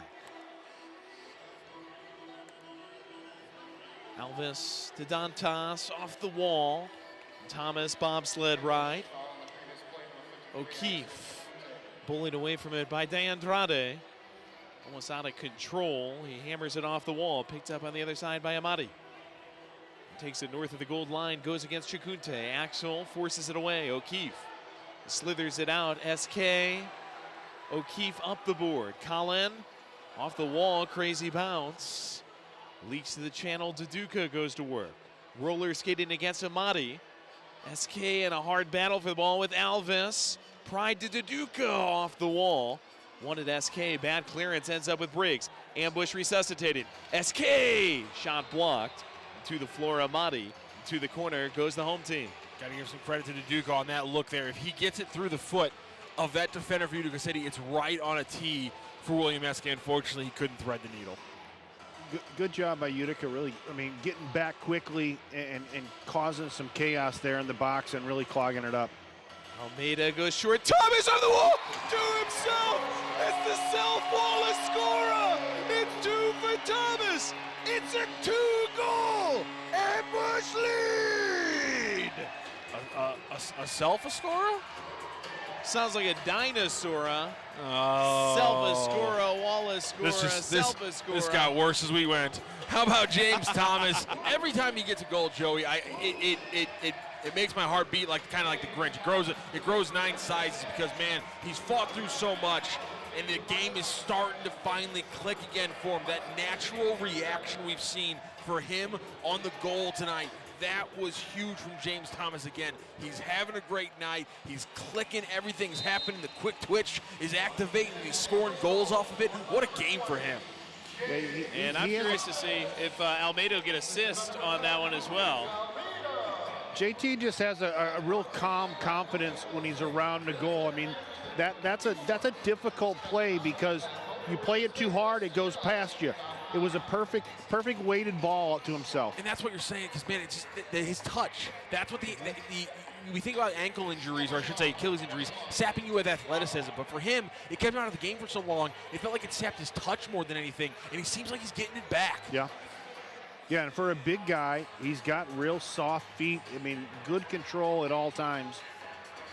I think it'll go down as unassisted, though we'll double verify on this. Thomas won't get an assist for himself. Almeida, who's pressuring the ball, won't get an assist for putting the key in the ignition on the corner.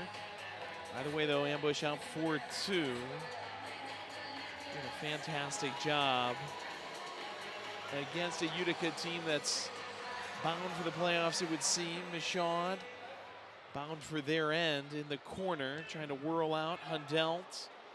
Michaud ended up with it to his surprise for a half a second. Couldn't control. Santana rolls it to his right. Alvas refeeds him as Coughlin backpedals away from the goal. That's good from Kido on the tank. Michaud refeeds.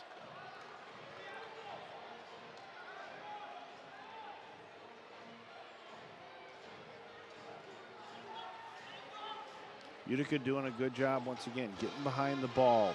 They work so hard to get behind the ball. Chikute just missed that give and go with Mo NDI. He set it up perfectly. Chikute just, I don't know if he didn't read her, if his first touch wasn't good enough, but couldn't complete it. I think it was the first touch was just off a tad. I like Mo NDI going for a give and go like that, though. That's something we haven't seen from him today.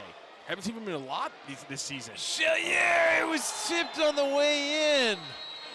Upper middle part of the box, and it does. Jackrabbit on home. Utica gets back on the scoreboard courtesy of Chase Berger. Berger tipped it home. 4-3 Ambush. Official timeout in the third. It's St. Louis Ambush Soccer on Galazzo.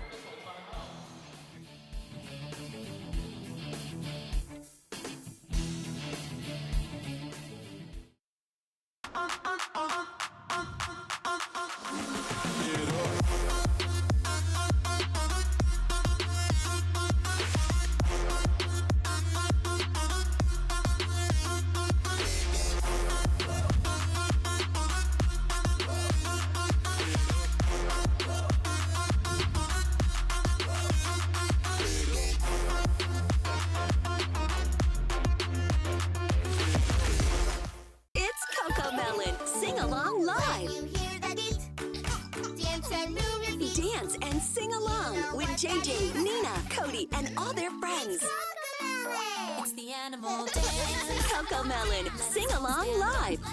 Jam with the fam and dance every chance you get in this new musical adventure. Live at the Family Arena, Saturday, June 28th. Tickets on sale now at Ticketmaster. Take control. Make a healthy change. Maintain a healthy weight. Exercise regularly. Don't smoke or use smokeless tobacco. Eat a healthy diet. Limit alcohol. Protect yourself from the sun and avoid tanning beds. Protect against sexually transmitted infections. Get screening tests. For more 8 Ways tips, visit siteman.woostel.edu/take control. MASLsoccer.com is your home for everything Major Arena Soccer League. All the latest news, leaderboards, highlights, and more. Fans, it's never too early to start talking playoffs. Join 8 of our teams in sunny San Diego as they square off in the MASL Ron Newman Cup playoffs April 5th through the 7th. Ticket deposits are now being accepted. For more information, visit frontwavearena.com. Halfway through the third, 4-3 ambush. Utica gets on the scoreboard in the second half. Tip ball in by Berger. Gets them back within 1. No other games around the MASL tonight. One final for you from Wednesday. Crazy game, and Texas Outlaws beat the Sidekicks 13-11. Tomorrow night, that'll be busy. UCFC going over to Kansas City before they go to Harrisburg on Sunday, one of 3 games in the MASL. Check out MASLsoccer.com for the full schedule and streaming info. Utica, after the ambush threatened, tips it up out of bounds onto the Utica bench. Enjoy. The ambush can pick up points in both these games this weekend. They really put some pressure on the playoff picture, really make things interesting, for those bottom 2 or 3 spots. The fans in the upper right corner of your screen, QR code, scan it. Tucano's Brazilian Grill selfie cam. Turn yourself into a fun character and share it on social media. Tag us at ST Lewis Ambush for a chance to win tickets to an MASL game. SK has it pinball to the keeper Coughlin off the equator. Thomas. Soft with the putter. Araujo takes it over to Michaud. James Thomas, our star of the game so far with 2 goals. Restarts with Briggs and SK. Comes to get it in the circle. I like that reset by Michaud there, Mark. The first time you really see the ambush reset instead of just popping one off and wasting it. Yeah, and then Araujo there working hard, get himself open, draw the foul. Give himself a nice little set piece with good position right here. He's got get the the Duke on there. And now earns the free kick for the ambush. Almeida. Coughlin banging on the window by the near post. Surprised they didn't get James Thomas on the carpet. Almeida with Araujo closest to the goal. Goes back to Briggs. Shot was partially tipped. There's a foul on Santana as he plowed Araujo to the floor. It might not show up in the main part of the box score, but the work that Rafa Araujo is doing today to just get whistle after whistle against this Utica City defense, it should be awarded by the MASL. Honestly, the Academy could probably get in a couple awards as well. He's a great salesman sometimes. A performance. Almeida Dalu! I doff my cap to you, good sir. The Englishman, James Thomas, on the board for a 3rd time, and he's going wild tonight. Re-extends the lead to 2 for St. Louis. I bet Everton was thinking like me, and he was like, why isn't James Thomas out there? They slip him in for the next set piece, and he just slips behind the defense and taps this one in. This is one of the best pieces of set piece work we've seen from the ambush this entire season. James Thomas just literally slips behind Coughlin. Nobody on the defense checks him, and all you got to do is just field goal the ball. Lucas Almeida has hit that pass hundreds of times in his career. Easy, thread the needle right between 2 defenders, right to James Thomas, who's standing on the porch with the hat trick right on the end of his boot.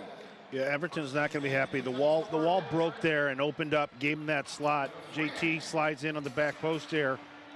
Is that a bigger mistake on the wall, or for maybe Coughlin or one of the other auxiliary players not keeping their eyes on all players for the ambush and knowing somebody that's trying to slip behind you? I think it's more the wall, because if the wall stays, he's going to have to get that ball further out towards the corner flag. With the wall breaking like that, he's able to slide it and get it in even tighter for him. Gave him a huge gap. Utica trying to yank one back again. Almeida took the letter opener to the envelope. Thomas put it in the mailbox. Ambush getting the hat trick from Thomas. Some great setup work from Almeida. Must-win game, as most of the rest will be the rest of the season for an Ambush team still clawing for a chance to play in those opening rounds of the playoffs. Front Wave Arena in San Diego. Sockers and Wave with us next weekend. We've got the sidekicks 2 nights from tonight. Utica 4 in a row on the road, 3 of them in succession Friday, Saturday, Sunday this weekend. Tough way to start it for them. ONVI, good take against Pinal. Across the gold line, durable with it. SK wins it back after it was slipped away by Berger. This is a big weekend for Utica. I mean, playing without their all-star Kelvin Oliveira, they're currently 0-3 when he's not played. Ooh, Chalier. They're on the road for all these games. 3 on the road. They're going to leave here and go into KC to play a good KC team, and then have to travel all the way to Harrisburg. This game tonight, when they looked at this schedule, this has to be a game that they have to put as a must-win. Oh, Williamson, gorgeous cascade. All right, Ujo doesn't make the most of it. Stolen away, but he's fouled. Ambush will get a set piece coming up. Utica without Kelvin Oliveira, the league's top goal scorer, entered play tonight. 42 points, he and Jorge Rios. Jorge Rios, our tied Chihuahua Savage star for the most points in the league. Oliveira not expected back before the playoffs. To Thomas. Thomas stopped by Coughlin. Quick little stat check here as Thomas might get another chance. The 4th hat trick of the season for an Ambush player. The 3 prior to that were 2 4-point games by Frank Tayu and a 3-goal performance by Will Eske in game 3 of the season. So few and far between so far. Very impressive by James Thomas. Guess who just got fouled in the box? Yeah. Was it James Thomas? Or was it Rafa Araujo? Rafa went down and Santana went to the box. Santana, he's got not only 46 years of experience, he's got 46 different ways, I'm sure, to describe that haircut. He is. Man, Rafa Araujo, what a game as a foul drawer today. Unbelievable. This is going to be a PK. Yeah, and if James Thomas is taking it, the guy who fouled him in the box. So, do they go to the Utica Bazooka here? Utica Bazooka, I like that. I like that. Can he Hulk smash one home to double up Utica just past 3 minutes remaining in the third? 3 goals in the last 3 games for Hulk. He's on a 4-game point streak. Can he build on those right now? Also a huge 3-goal deficit potential for Utica if they let this one through. Family Arena comes to life. Utica. Bazooka!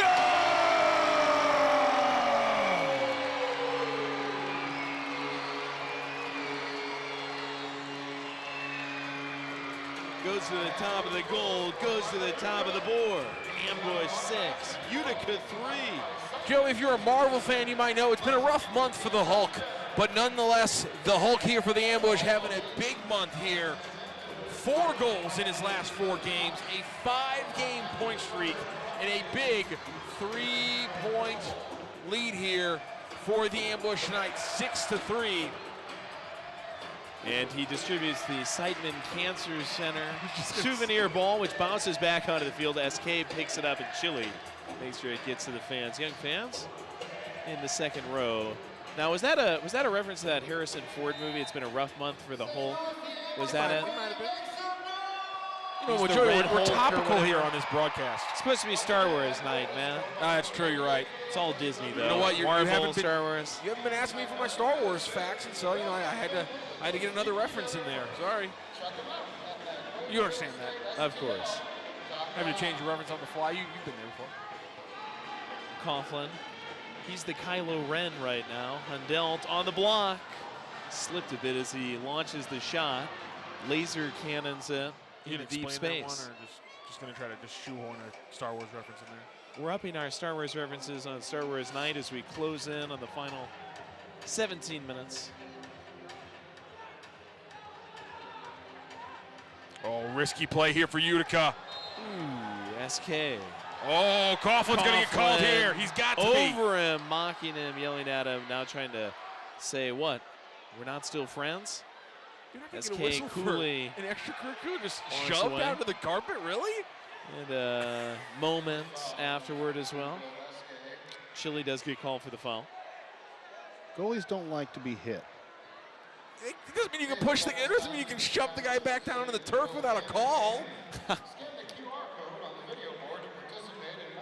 Goalkeepers in soccer and quarterbacks in football, just rules do not apply. And we've got fans who are morphing themselves into a goalie using that Tucano's QR code, starting to post them on social media. Great work, fans.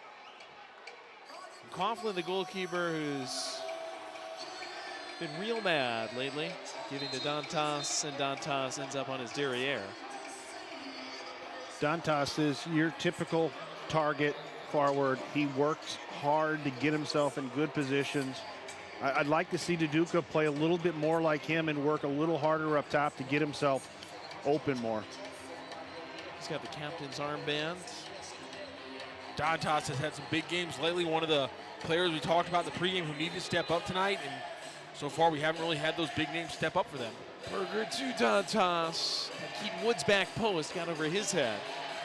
Second smash ends up on the boot of O'Keefe. Just missing on the shot, Amadi, now O'Keefe.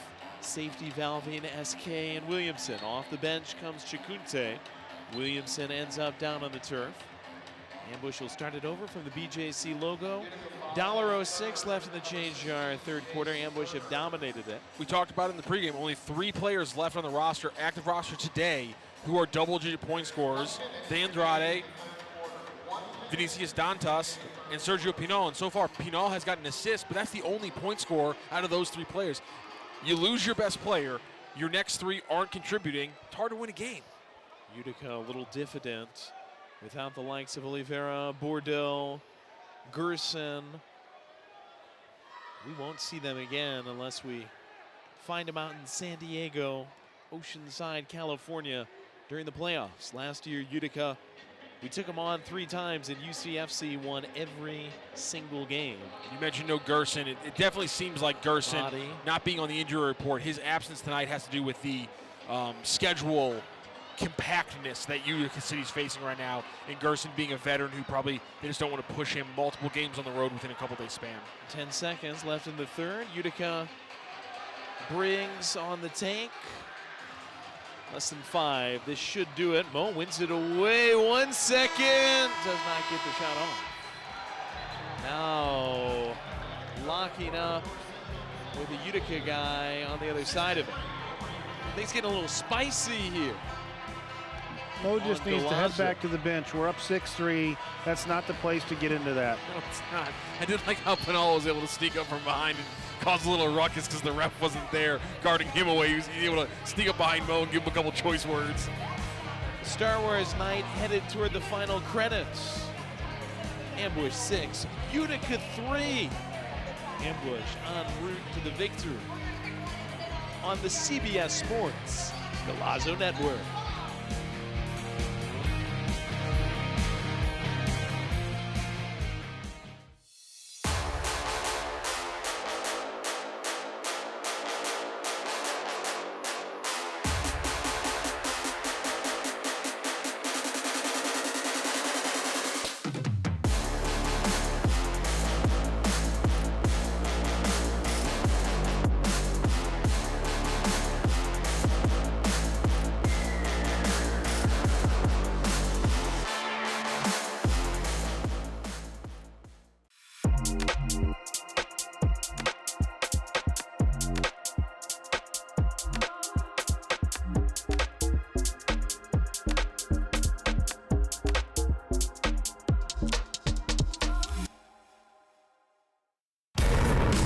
Draw the Line, a tribute to Aerosmith.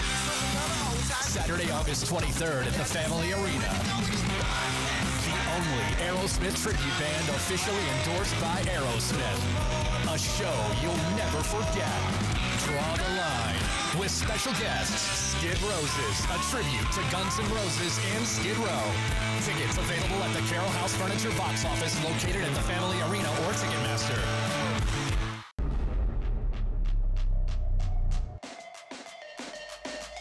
Restore Chesterfield is the official wellness and recovery center for your St. Louis Ambush. We offer cryotherapy, IV drips, hyperbaric oxygen, and so much more. Bring your ticket stub and receive one free core service. See you soon, and go Ambush!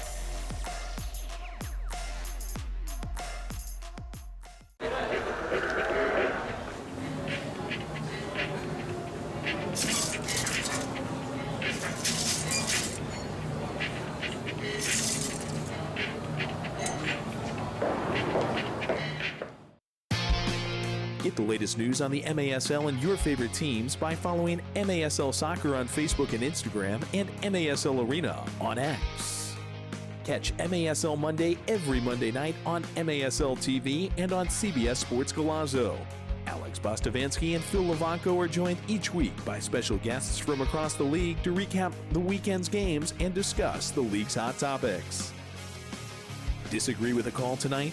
You might just see it on the MASL's most controversial show, Under Review, with Phil Levanko and MASL head referee Ryan Sigich. Catch it every Friday on YouTube.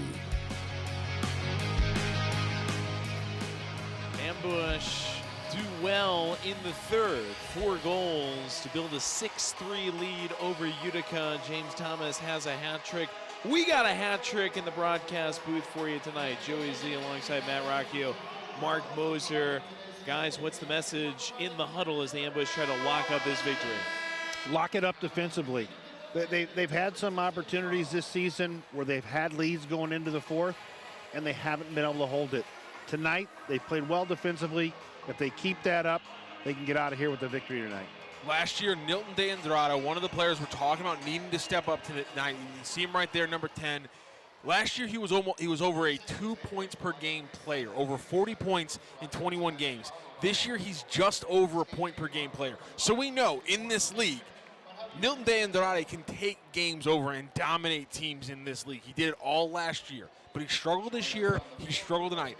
That does not mean that number 10 cannot ruin your day, just like Mark was saying. And so, highlight number 10 in a black jersey. If you're the Ambush defense, shut him down and close this one out with a win. Fans, the Ambush have some fun theme nights coming up, including Cancer Awareness Night and our annual Window World mascot game featuring Bushwhacker, Louie, and Fredbird on March 9th.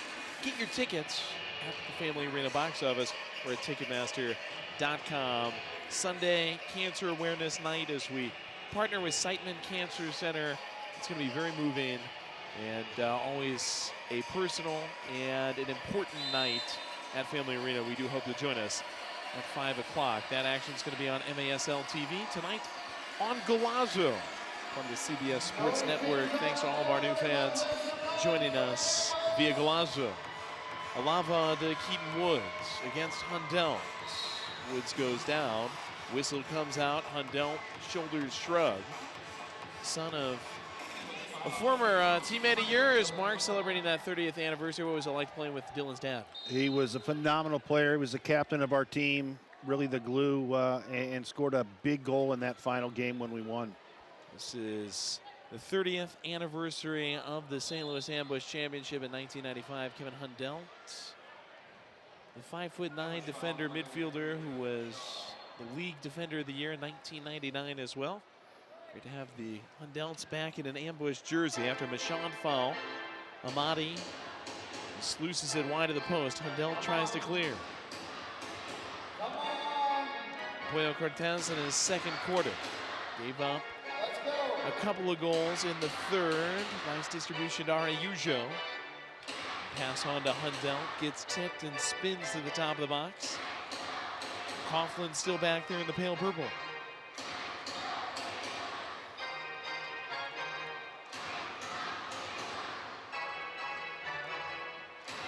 Williamson tries to close down an opportunity, gets banged off the board. Tavares is slipping and falling as he tried to get the shot around Michaud. It was led on by Manny Silva. On the back of Lava, finds Tavares. Ambush and Utica got into a little light side versus dark side battle at the end of the last quarter. Chelier sends it low. Pollo goes down, makes the play. Lightsabers did not come out. Moen Diaye was in the thick of it. He gets the ball back in front of the Ambush goal. Better Angels prevailing as the Ambush try to put this 3-goal win in the refrigerator. Almeida, a bad clearance time pass from the goalie Coughlin. Couldn't make it into gold. Ends up back with Amati as the Ambush switch and retreat. Andrew Ambush getting back into that rut again of going down, getting one opportunity instead of keeping the ball and getting several opportunities. And all you need to do is combine that with one or two defensive mistakes, and all of a sudden the game completely shifts towards Utica. Got to tighten things up here, play a tight 13 minutes, start this weekend off with an important W. Oh! Talk about another couple posts. Amati hits it on the inside of the right post and the left post. Wheels. Keto off the post as well. You gotta be kidding me. The post, Sports Bar and Grill. That's my favorite post. I get the they're only a post I like. sponsor, but like, I mean, I think they only supposed to get like 4 mentions. Post, like 13. post. But are they doing $1 off for every time it hits the post? Because that's a good deal tonight. Insurance on that deal, hopefully. We love them over there at the post, but the post has been a little bit punic tonight for both teams. Keto, well, we were sad he hit the post. Kind of glad that Amati hit both posts. Down here is Alvis. Play will be stopped. Free kick coming we for want as Utica. many goals as possible on CBS Sports Galazzo. We want as many goals as possible. We want a veritable tidal wave. We've seen some stuff we have not really seen before. Dylan Hundeld, if you were with us earlier in the game, hit a shot that hit off the post, the goalie's back, and the bar in the span of about a half a second. Alvis gets helped out. What did we get the other night? 26 total goals, 14-12. Oh, what a talking game Outlaws that would have been to side call. kicks? Yeah, It what was a game basically, I that think would it have been was to call. 13-11. 13-11, that was it. Same 14-12 might have been like the franchise record. Paulo Nascimento being celebrated, a bobblehead night, Star Wars night, Golazo night. How about that on your bobblehead night? You get to kick your feet up, sit out the second half. Yeah, I got the first half covered, and then I'll just stand over here and look good on the bench. Here's the thing, though. I got to say this, by the way. Usually, bobbleheads do not do a good job of capturing the likeness. It's the most attractive bobblehead I've ever seen in my entire life. Do a really nice job. Looks on like Rob Paulo. Lowe. Ooh, Dantas. I mean, straight like St. Elmo's Fire Rob Lowe on the bobblehead today. Brat Pack. Not even West Wing, which would have been good enough. Lava. Off the wall, Dantas. The Northwest High Band fires up again. And the Ambush are defending. Ambush defending a 6-3 lead. 3+ gone by in the fourth. Nice work by Pollo. That was going wide for a Lava. Rolled out by Pollo Williamson.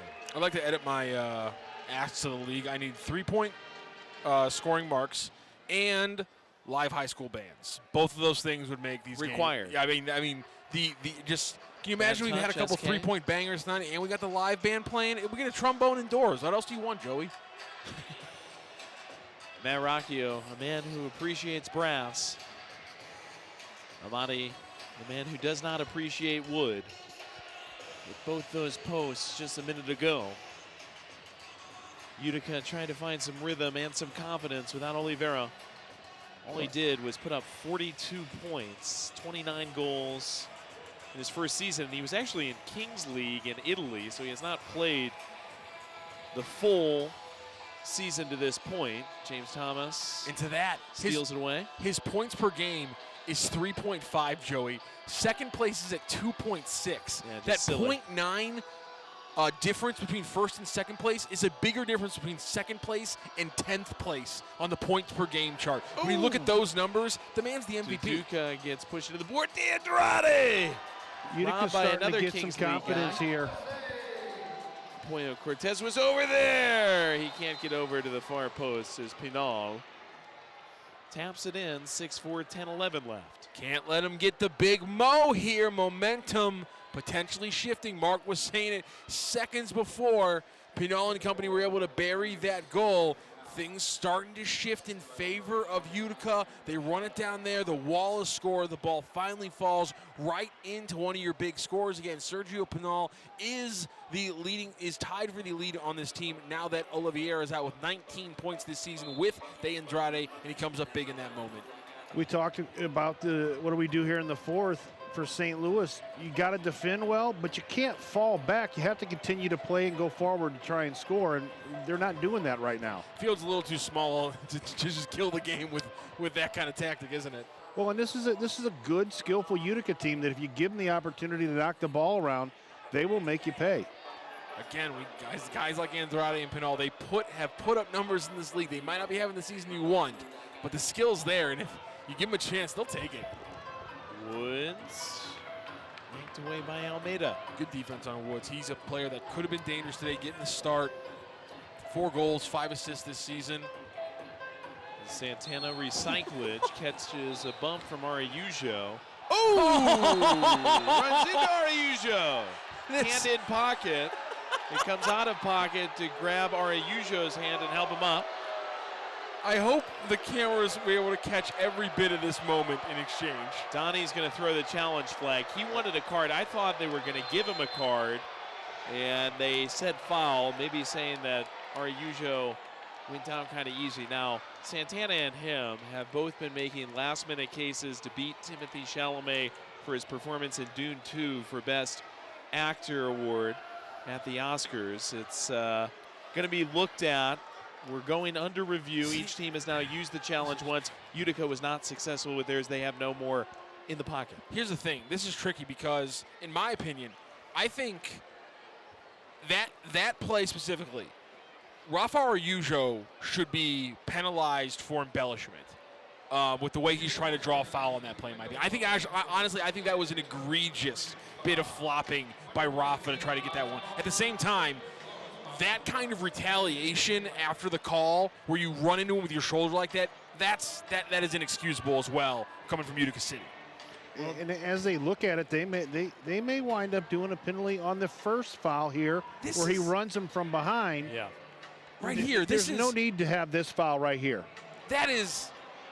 And at the same time, if you're Santana, you can't do that because you're going to get called for that every time as well. I might have missed. My apologies to Rafa. I might have missed. I thought when he ran into the back of Santana there, I thought he was trying to draw a foul on Santana in like an offensive way. I didn't realize that he was trying to more just to call. There's that a blue card. Santana just hit the brakes, held up, and it caused Who Rafa does it go against? Both of them. Yeah, that makes sense. One representative each from this ongoing stage play.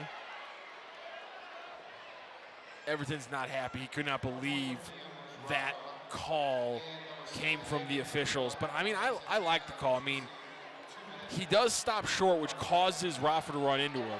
But I mean, that's kind of a nice. That's a pretty good piece of gamesmanship from him on one hand. But he completely blows it with his reaction. Yeah, and I think after they went back and took a look at it, I think both of those could have been 2-minute penalties. And at this point in the game, you don't want it to get out of control. So go ahead, put them both in the box, and let's go out and play 4-on-4. Each team down a man, 9:26 left in the fourth. 2 goals separating the squads. Araujo and Santana in the box. It's been a crazy week and a crazy busy week around the St. Louis Ambush. A lot of player transactions, and I got to mention that the USL team, USL 2 Ambush, getting off the ground with tryouts last weekend at Missouri Baptist University. Donnie Alberti telling us about that before the game. Said about 60 folks came out to try out for that, and a lot of really good talent. Someone who's been around this league and been around the indoor game for so long, Mark, what was your first thought when you saw that connection now being kind of drawn between the indoor and the outdoor games? Well, I think it's good. It's a good opportunity for players to get an opportunity to play their year-round. Going to go with the 6 attacker here. Dantas in that distinctive jersey. Big Mo fired up. Gets in front of that. And to Mark's point, we were talking about what's going on with the USL and tryouts and those kind of things already. One of the big reasons for USL is that it creates the year-round schedule for college players already. D1 players getting interested in the Ambush joining the USL. So right there, the fulfillment of the vision already starting in year one. Well, and it gives them an opportunity to see some players and find that diamond in the rough who they can bring in and have them come in here and play on the indoor team possibly as well. Silva gets it to Alves, now unleashing a shot. Amadi, Big Mo again interrupts. Gobbled off the board by Puyo in transition. SK touches it toward the goal. Feet in front of it. Alves got a piece and SK!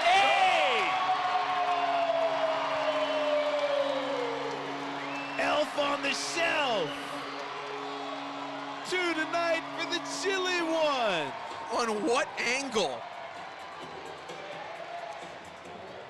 Insanely done by SK and casually as well. What? I'm still trying to figure out, did he bounce it off the defender? Or is this just a flat ball that just catches just barely catches enough angle to hit the woodwork?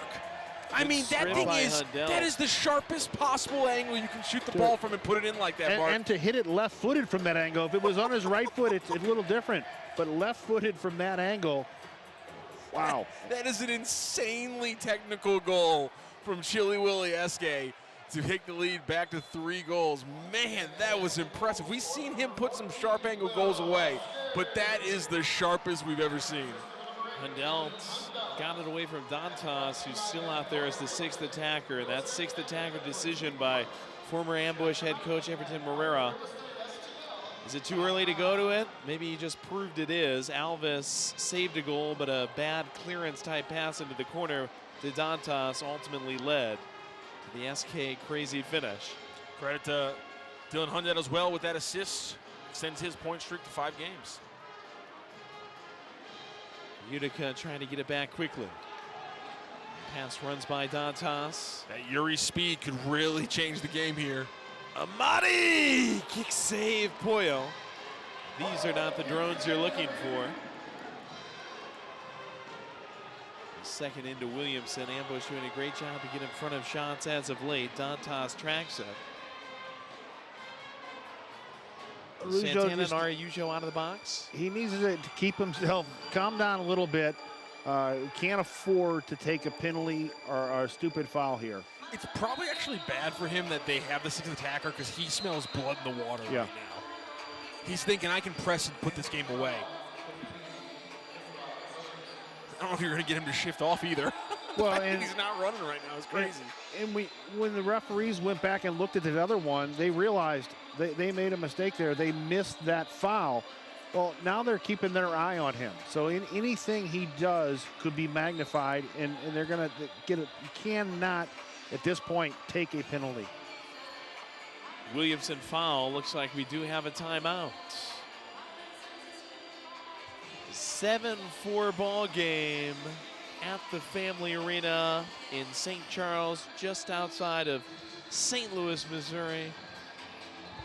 A little bit of a back and forth game, but the Ambush have had the upper hand. Utica burns the timeout to try to find a little bit of momentum. William SK has the first goal and the last goal so far this evening. The lead back to 3 for St. Louis. Back at home 5 o'clock on Sunday against the Dallas Sidekicks. Joey Santaboni, Matt Rocchio, Mark Moser with you. How about this for a stat? Ambush were trailing at half pretty handily in the shots department, but we outshot them 11-3 in the third, and now do have the hoist up on the shots total. Ambush 22, Utica 21.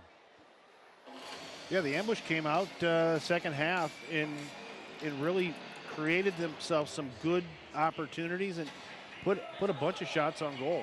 And yeah, there's a lot of games this season where shots haven't always meant goals for the Ambush, but Joey pointed that out. I mean, 2 shots in the first quarter get you 1 goal. 6 shots get you 1. 11 shots get you 4 goals in the third, and that breaks the game open. Ambush 7, Utica 4. Ambush Soccer on Galazzo.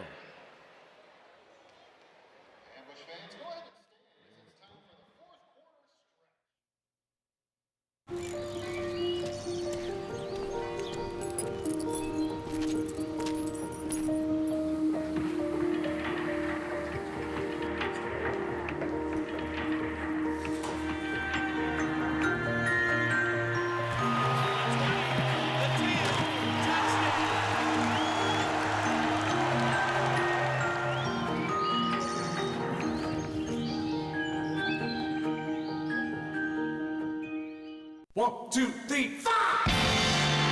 It's Beatlemania all over again with a Fab Four, the ultimate tribute to the Beatles. The LA Times says the Fab Four is the best Beatles show in the world. Experience the greatest music of all time. It's a show for the whole family, a show you won't want to miss. Saturday, October 4th at the Family Arena. Tickets on sale now at the Carroll House box office located at the Family Arena or Ticketmaster. Take control. Make a healthy change. Maintain a healthy weight. Exercise regularly. Don't smoke or use smokeless tobacco. Eat a healthy diet. Limit alcohol. Protect yourself from the sun and avoid tanning beds. Protect against sexually transmitted infections. Get screening tests. For more 8 Ways tips, visit siteman.woostel.edu/take control. Back at Family Arena in St. Charles, Utica set up on the free kick. Just south of 7-4 ambush lead. Given to Amati! Smashes it wide on the tip off to him by Dantas, who's shed the long sleeve jersey. Ball shed by Utica. Chile!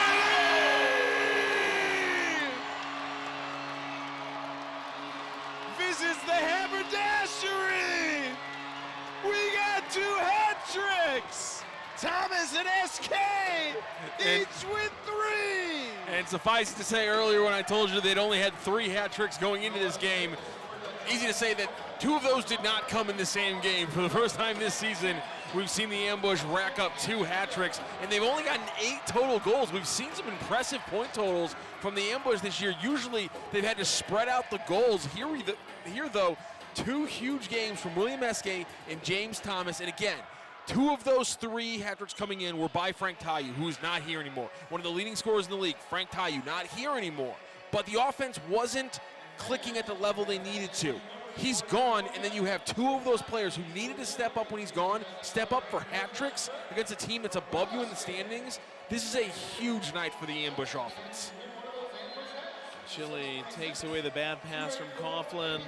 They get Coughlin off the field. Alvis is the 6th attacker in that turquoise style long sleeve jersey toward the center circle. Araujo on the rip.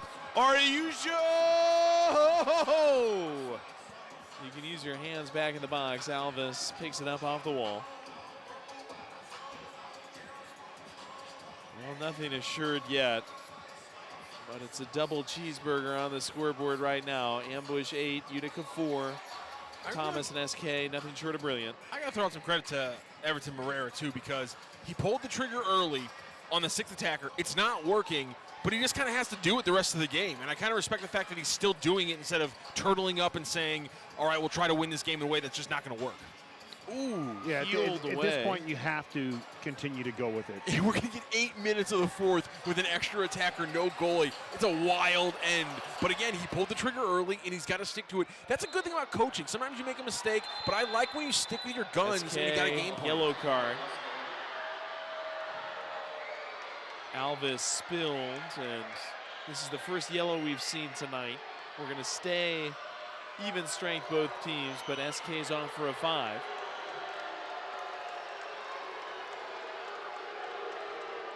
Fans raining boos on the refereeing crew and some applauding SK's effort. He's going to spend the bulk of the rest of this game in the penalty box. And that was, he was mad, but then if you saw him right before he walked into the box, he looked up, he saw that there was 5:47 left, and his level of anguish almost doubled immediately because he saw exactly what you're saying, Joey. He's not playing again and affecting this game in a meaningful way now, and man, that's affected him already. You can tell. And you have to come in at the natural stop after the 5 minutes expire, so there's no guarantee. If that goes on for 47 seconds, then, well, SK won't come back on the field tonight. I mean, there was immediate, like that triggered in his brain as soon as he looked up as he was walking in. You could see it on his face. Just kind of went slack. We talked early about the experience of Robert Williamson in the back. After that foul by SK, he was back there directing traffic, talking to his teammates, organizing things, just using that experience to help this team close this game out. Hundell slipped by Utica. The foul goes against their first goal scorer, Utica's first goal scorer, Chelier, the Cuban forward, who commits the foul. Utica sets it just inside the yellow line. Respect to the enterprising fans, though, who are trying to get selfies with Eske while he's in the box. The old sin bin snap. He's looking a little bummed, but it looks like he's going to do it for the kids. Get on my Snapchat there, Chili. Kind of reminds me when the fish pose with you in the aquarium. Amadi in the back. Again, we are still 5-on-5. That was a yellow card on SK. Again, when he's taking a selfie with a fan, as he's taking a selfie, he looks up at the clock again. And you can just tell he's bummed. He just took the tie out of his hair, too, kind of accepting that he might not get back out there. Well, he's retying it as Araujo tries to tie this one to the back of the net. It just misses. Oh, he's got a lot of selfies going on. He's got to fix his hair. That's the important part. We've got at Spamuel13 writing in saying, enjoying the broadcast, guys, on CBS Sports. Golazo and South End supporters chiming in as well, saying this is fantastic, all caps. Joey Z, Rock, and Mark Moser on Golazo. Still 4 minutes left in it. A 4-goal game. A little space. Keaton Woods has it blocked. Big Mo, just fantastic. Blocking shots. They got him a little fired up with a dust-up. I think it was him and Manny Silva at the end of the third quarter. Nothing got out of hand, but Big Mo in front of a lot of balls, a lot of shots in his fourth.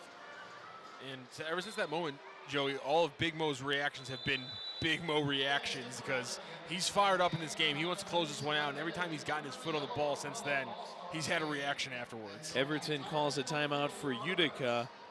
We had a chance to catch up with some Ambush folks about the time with Everton, and the consensus was it's really still thought of very well here in St. Louis, 4-year headman 2017 to 2021.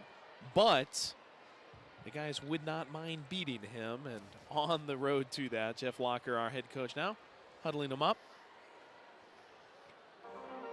Something tells me Everton, an incredibly talented soccer coach who demands a lot from the guys who come out onto the field in front of him. And that's the kind of guy that you fight for, but as soon as he's on the opposite side, nothing makes you feel better than sticking one to him. He's a phenomenal guy. He was an incredible player, and has done a great job. He did a good job here, and he's really done a good job in Utica with him, Tommy Tanner, their general manager. But when you're playing against someone, you want to beat them. And I'm sure he loves coming here to St. Louis with fond memories and wants to beat this St. Louis team. This, to me, so far this season, is probably, I think, the most well-rounded game the Ambush has played all season. Absolutely, because the last time we saw this kind of consistent punch from the offense, it was a double-digit game. You know, I think it was 11 goals. But 4 of those came from Frank. He also got an assist, so he was such a huge nucleus to that game. To watch them do this without him, and the defensive performance, again, we know they're missing Oliveira, but still, 10 goals against Chihuahua a few days ago, including 6 in the second half.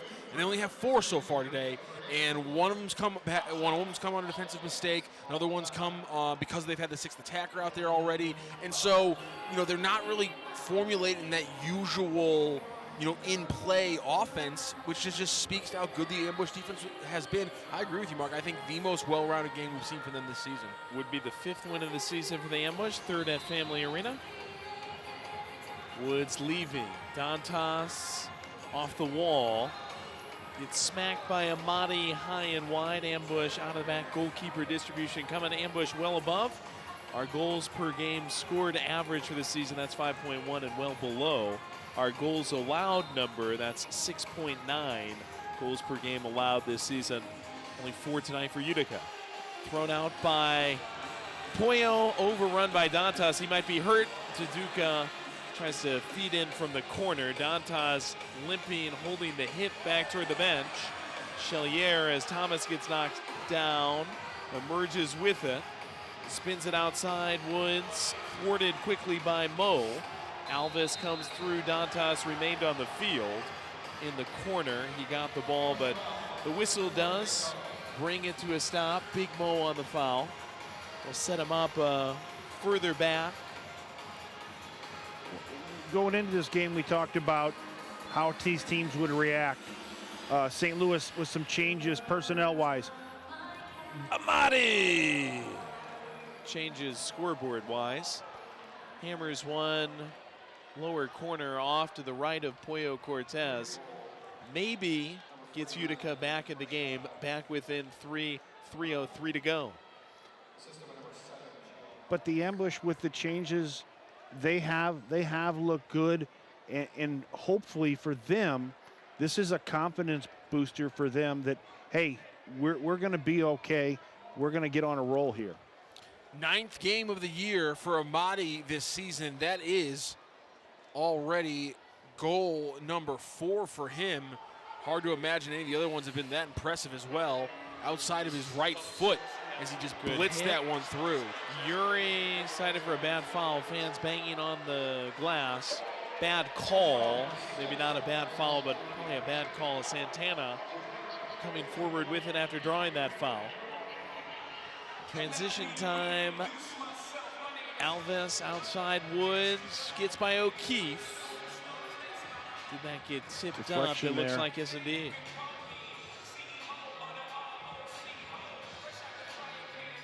Well, Amati, he's on the scoreboard. 1 goal, 1 assist. Chelier a goal and an assist. Alves an assist, plus goals from Berger, Stevens, and Pinal.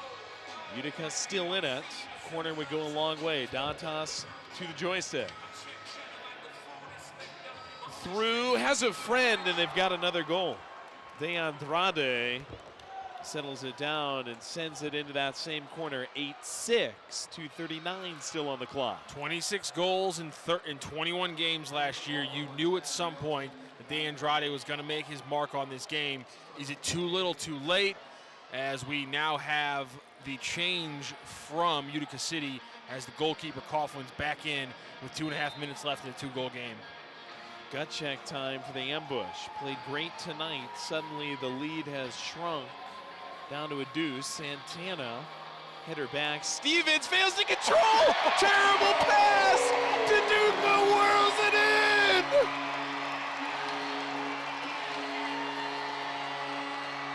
Bruce Banner turns to Hulk with a little help.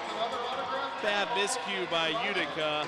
And just like that, all the momentum pendulums back to St. Louis. Heads dropped all across the field in black jerseys because of that mistake. You get your goalie back on the field, and then you let up essentially an open net because of the mistake here. Santana tries to play it back with the header, takes a weird bounce, another weird bounce. They're trying to get it back to the keeper. He can't handle it. He's trying to get his hands on it, but you're kicking it too hard in front of him. Just an inexcusable mistake, and all of a sudden, Coughlin comes back on the field. Has that happened? Is back off? That's a heartbreaking moment for a tender of his quality. That's a killer for them. Stevens lost it off the quad, but I don't understand really the decision, or maybe it's just bad execution by Santana on that header. Woods, Williamson maybe saves the goal in deep. Going back to what you were saying, Mark, his positioning, his veteran status, right where he needed to be to help stop that one up. O'Keefe has it slip by. Woods, another crack at it. Yuri takes away another back pass against Chelier. Chelier quickly to Dantas. Amati. Stolen by Yuri. Alves trying to get back. Yuri! Sent a quarter into the slot machine. 90 seconds left. 9-6 game. Ambush have done great tonight. Never trailed. But in the end, it's going to be a mistake, not necessarily a silk play that kind of decides this one. Exactly. Chelier! Well, it's not decided yet. He'll get another. Pollo got a piece, the post got a piece. And back to the scoreboard goes Utica. Flurry of goals late, once again within 2.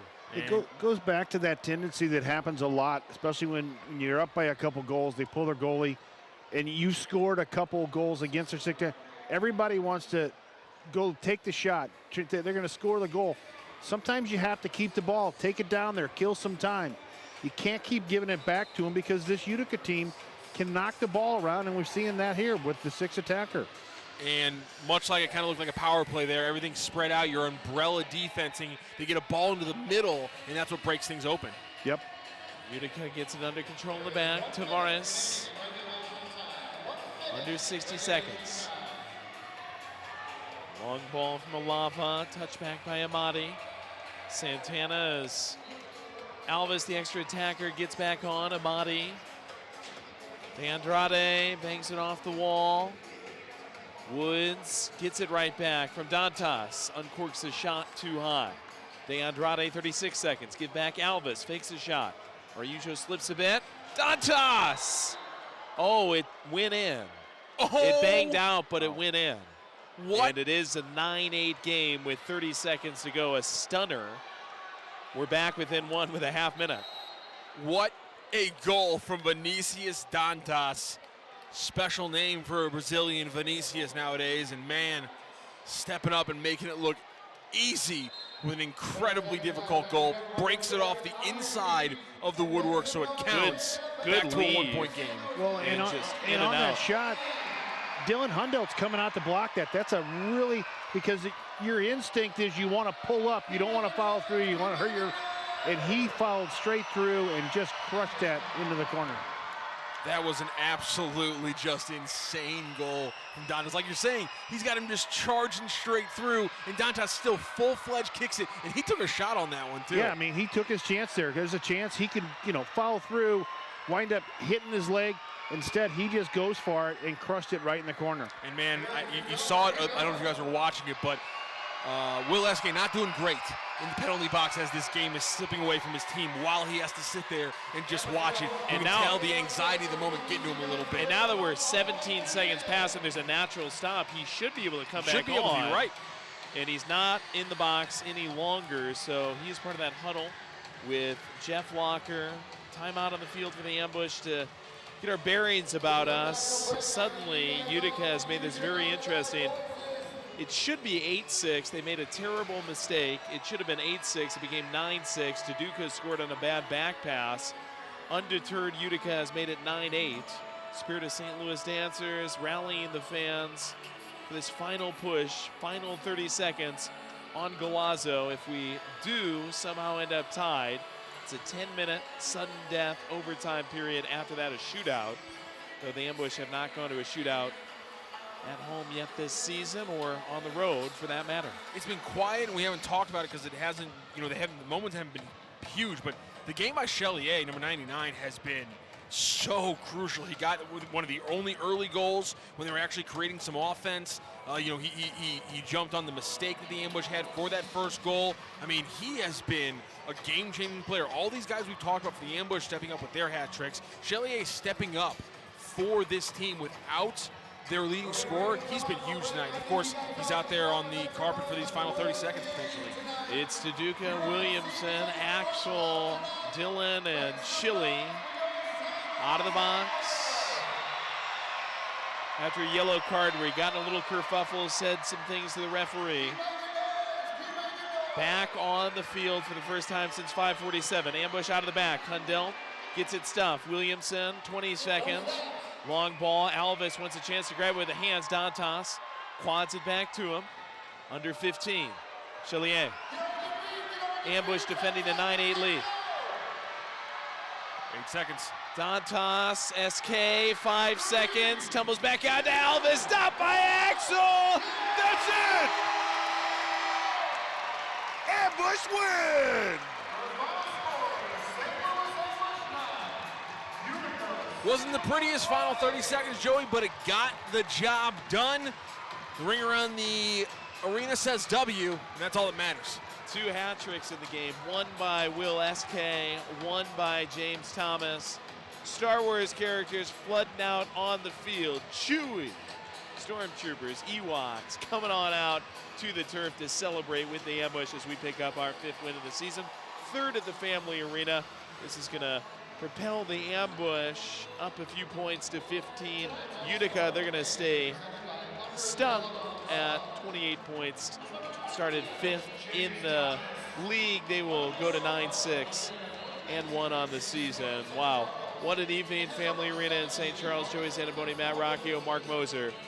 About to be rejoined by Angela Sharp, who will be with our Under the Yellow Umbrella All-Star of the game and top performer down on the field.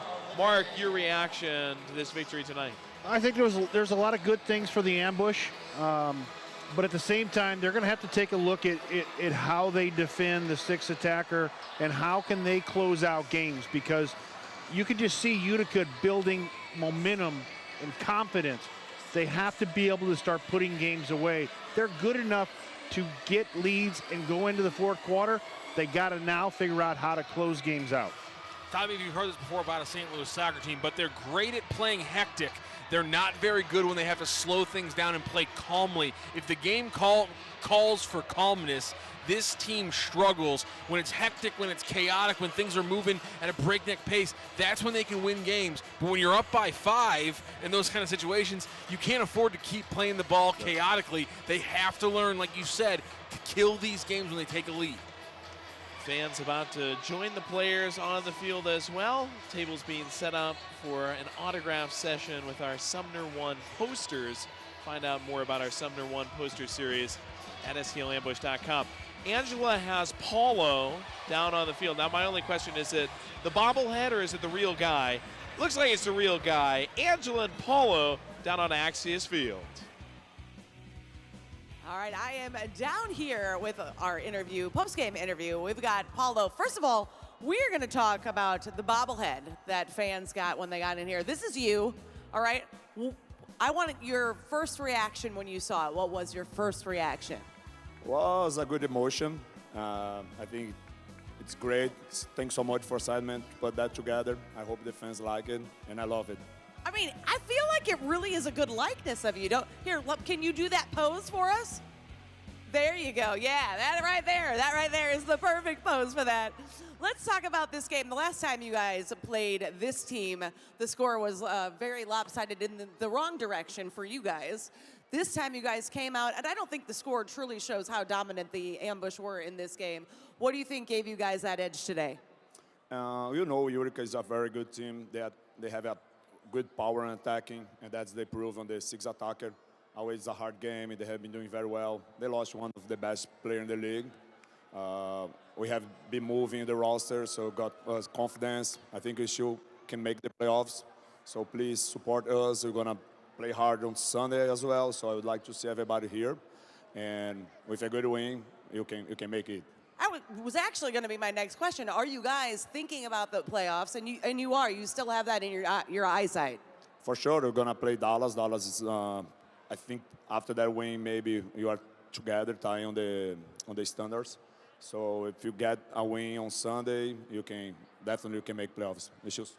Now, we're going to go back to this bobblehead for a second, because you had a couple of great saves during the first half of this game. Were you kind of trying to make sure that everybody knew that you had a great game to make this bobblehead work? For sure. I will be there. I would like to see everybody bring the bobblehead, bring me a lot of energy. So I'm pretty happy, and definitely I would like to see everybody. You guys are going to sign some autographs here after the game. I'm assuming there's going to be a lot of bobbleheads coming your way to sign. Where do you think you're going to sign it on here? Probably on the front here, I think. Right there looks like a good spot. Yeah, for sure. And you guys are going to be wearing those Siteman Cancer jerseys on a Sunday that are going to be auctioned off after that game as well, of course, giving back to a great cause. Yeah, for sure. It's going to be a great cause, and Sunday we're going to have like a special jersey. It's going to be auctioned after that. It's going to help a lot of people, and that's what means a lot. Perfect. Thank you so much. Right there is your bobblehead and your post-game interview with Paulo. Thanking Angela, Paulo, and Paulo's bobblehead. Thanks to Chewy. Thanks to Big Mo. Ambush get a 1-goal win over Utica. We'll relive the best moments. Talk more about the Fandalorians when we come back on Galazzo.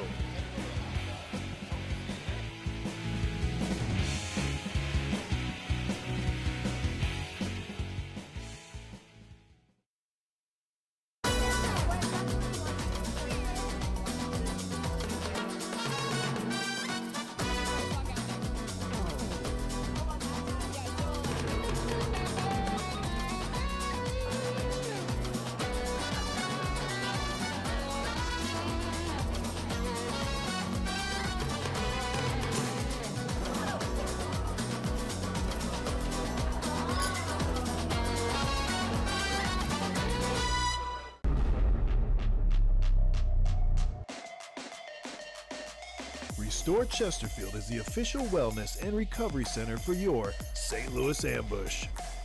We offer cryotherapy, IV drips, hyperbaric oxygen, and so much more. Bring your ticket stub and receive one free core service. See you soon, and go Ambush!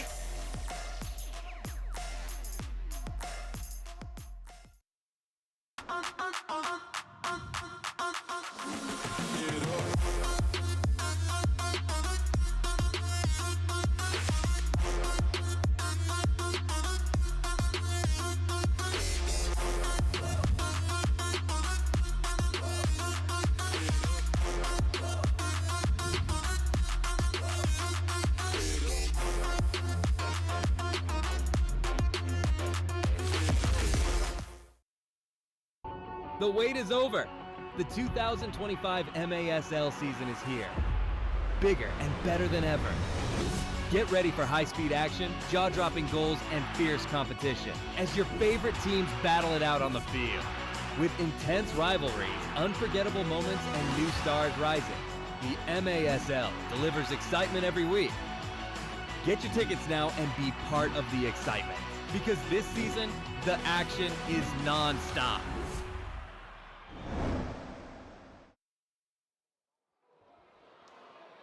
9-8 dub for the St. Louis Ambush over Utica City. Players on the field signing autographs as part of our Sumner 1 poster series. Hat tricks by James Thomas and Will SK power a 9-8 victory. Pretty even shots on goal. Blocked shots really came to life toward the end of the game for the Ambush. 12 saves by Andrew Coughlin on the Utica side. Paulo, who was just with Angela, and Pollo Cortez combined for 8 saves on the Ambush side. 3 penalties. Each team, 1 yellow card, kept Will SK out for most of the final 5 minutes. He got back on the field to close the game out. I think it's got to jump out to me the most that there were 50 combined shots on goal, but only 20 logged saves by the goaltenders. I think it says a lot about maybe the lack of dangerous shots throughout this game and a lot of the fact that it really was a game that missed the mark in a lot of ways. Despite the fact that we got a lot of goals, the finishing efficiency was not there throughout this game. Credit to the defense for getting 13 total block shots, but that's a crazy shot total for only this amount. Well, and I think when you look at both of these teams being minus some goal scorers, so you have players that aren't goal scorers taking shots from, like we talked about, further out. Yes, it's a shot, but they're not. It's not a quality opportunity. They were shooting from the outer rim of the galaxy. Oh, Joey, nicely done. Didn't get it close enough to Coruscant on Star Wars nights. Matt Rocky was applauding Well that. done, Joey. The God, biggest Star Wars fan in the world. Well, we're fans of that. We're fans of these Polo bobbleheads as well. They've hooked us up with a couple for number 17. Just a pleasure and an honor to do it with you guys. Matt Rocchio, Mark Moser, thanks so much for being with us for an Ambush victory. Always great to be here and be a part of the MASL.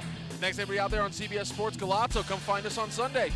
We've got the Sidekicks in town, 5:05 First Kick Sunday, MASL TV.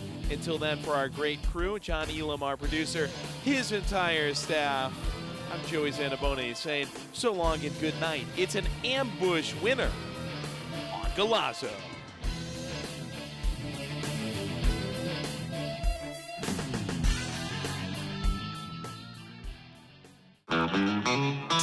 Time nominated Grammy Award winner Dwight Yoakam. The Cosmic Roundup and Rodeo Tour. April 24th, 7 p.m., the Family Arena. With special guest, the Mavericks. On sale at the Carroll House Furniture box office located at the Family Arena or Ticketmaster. Dwight Yoakam Live.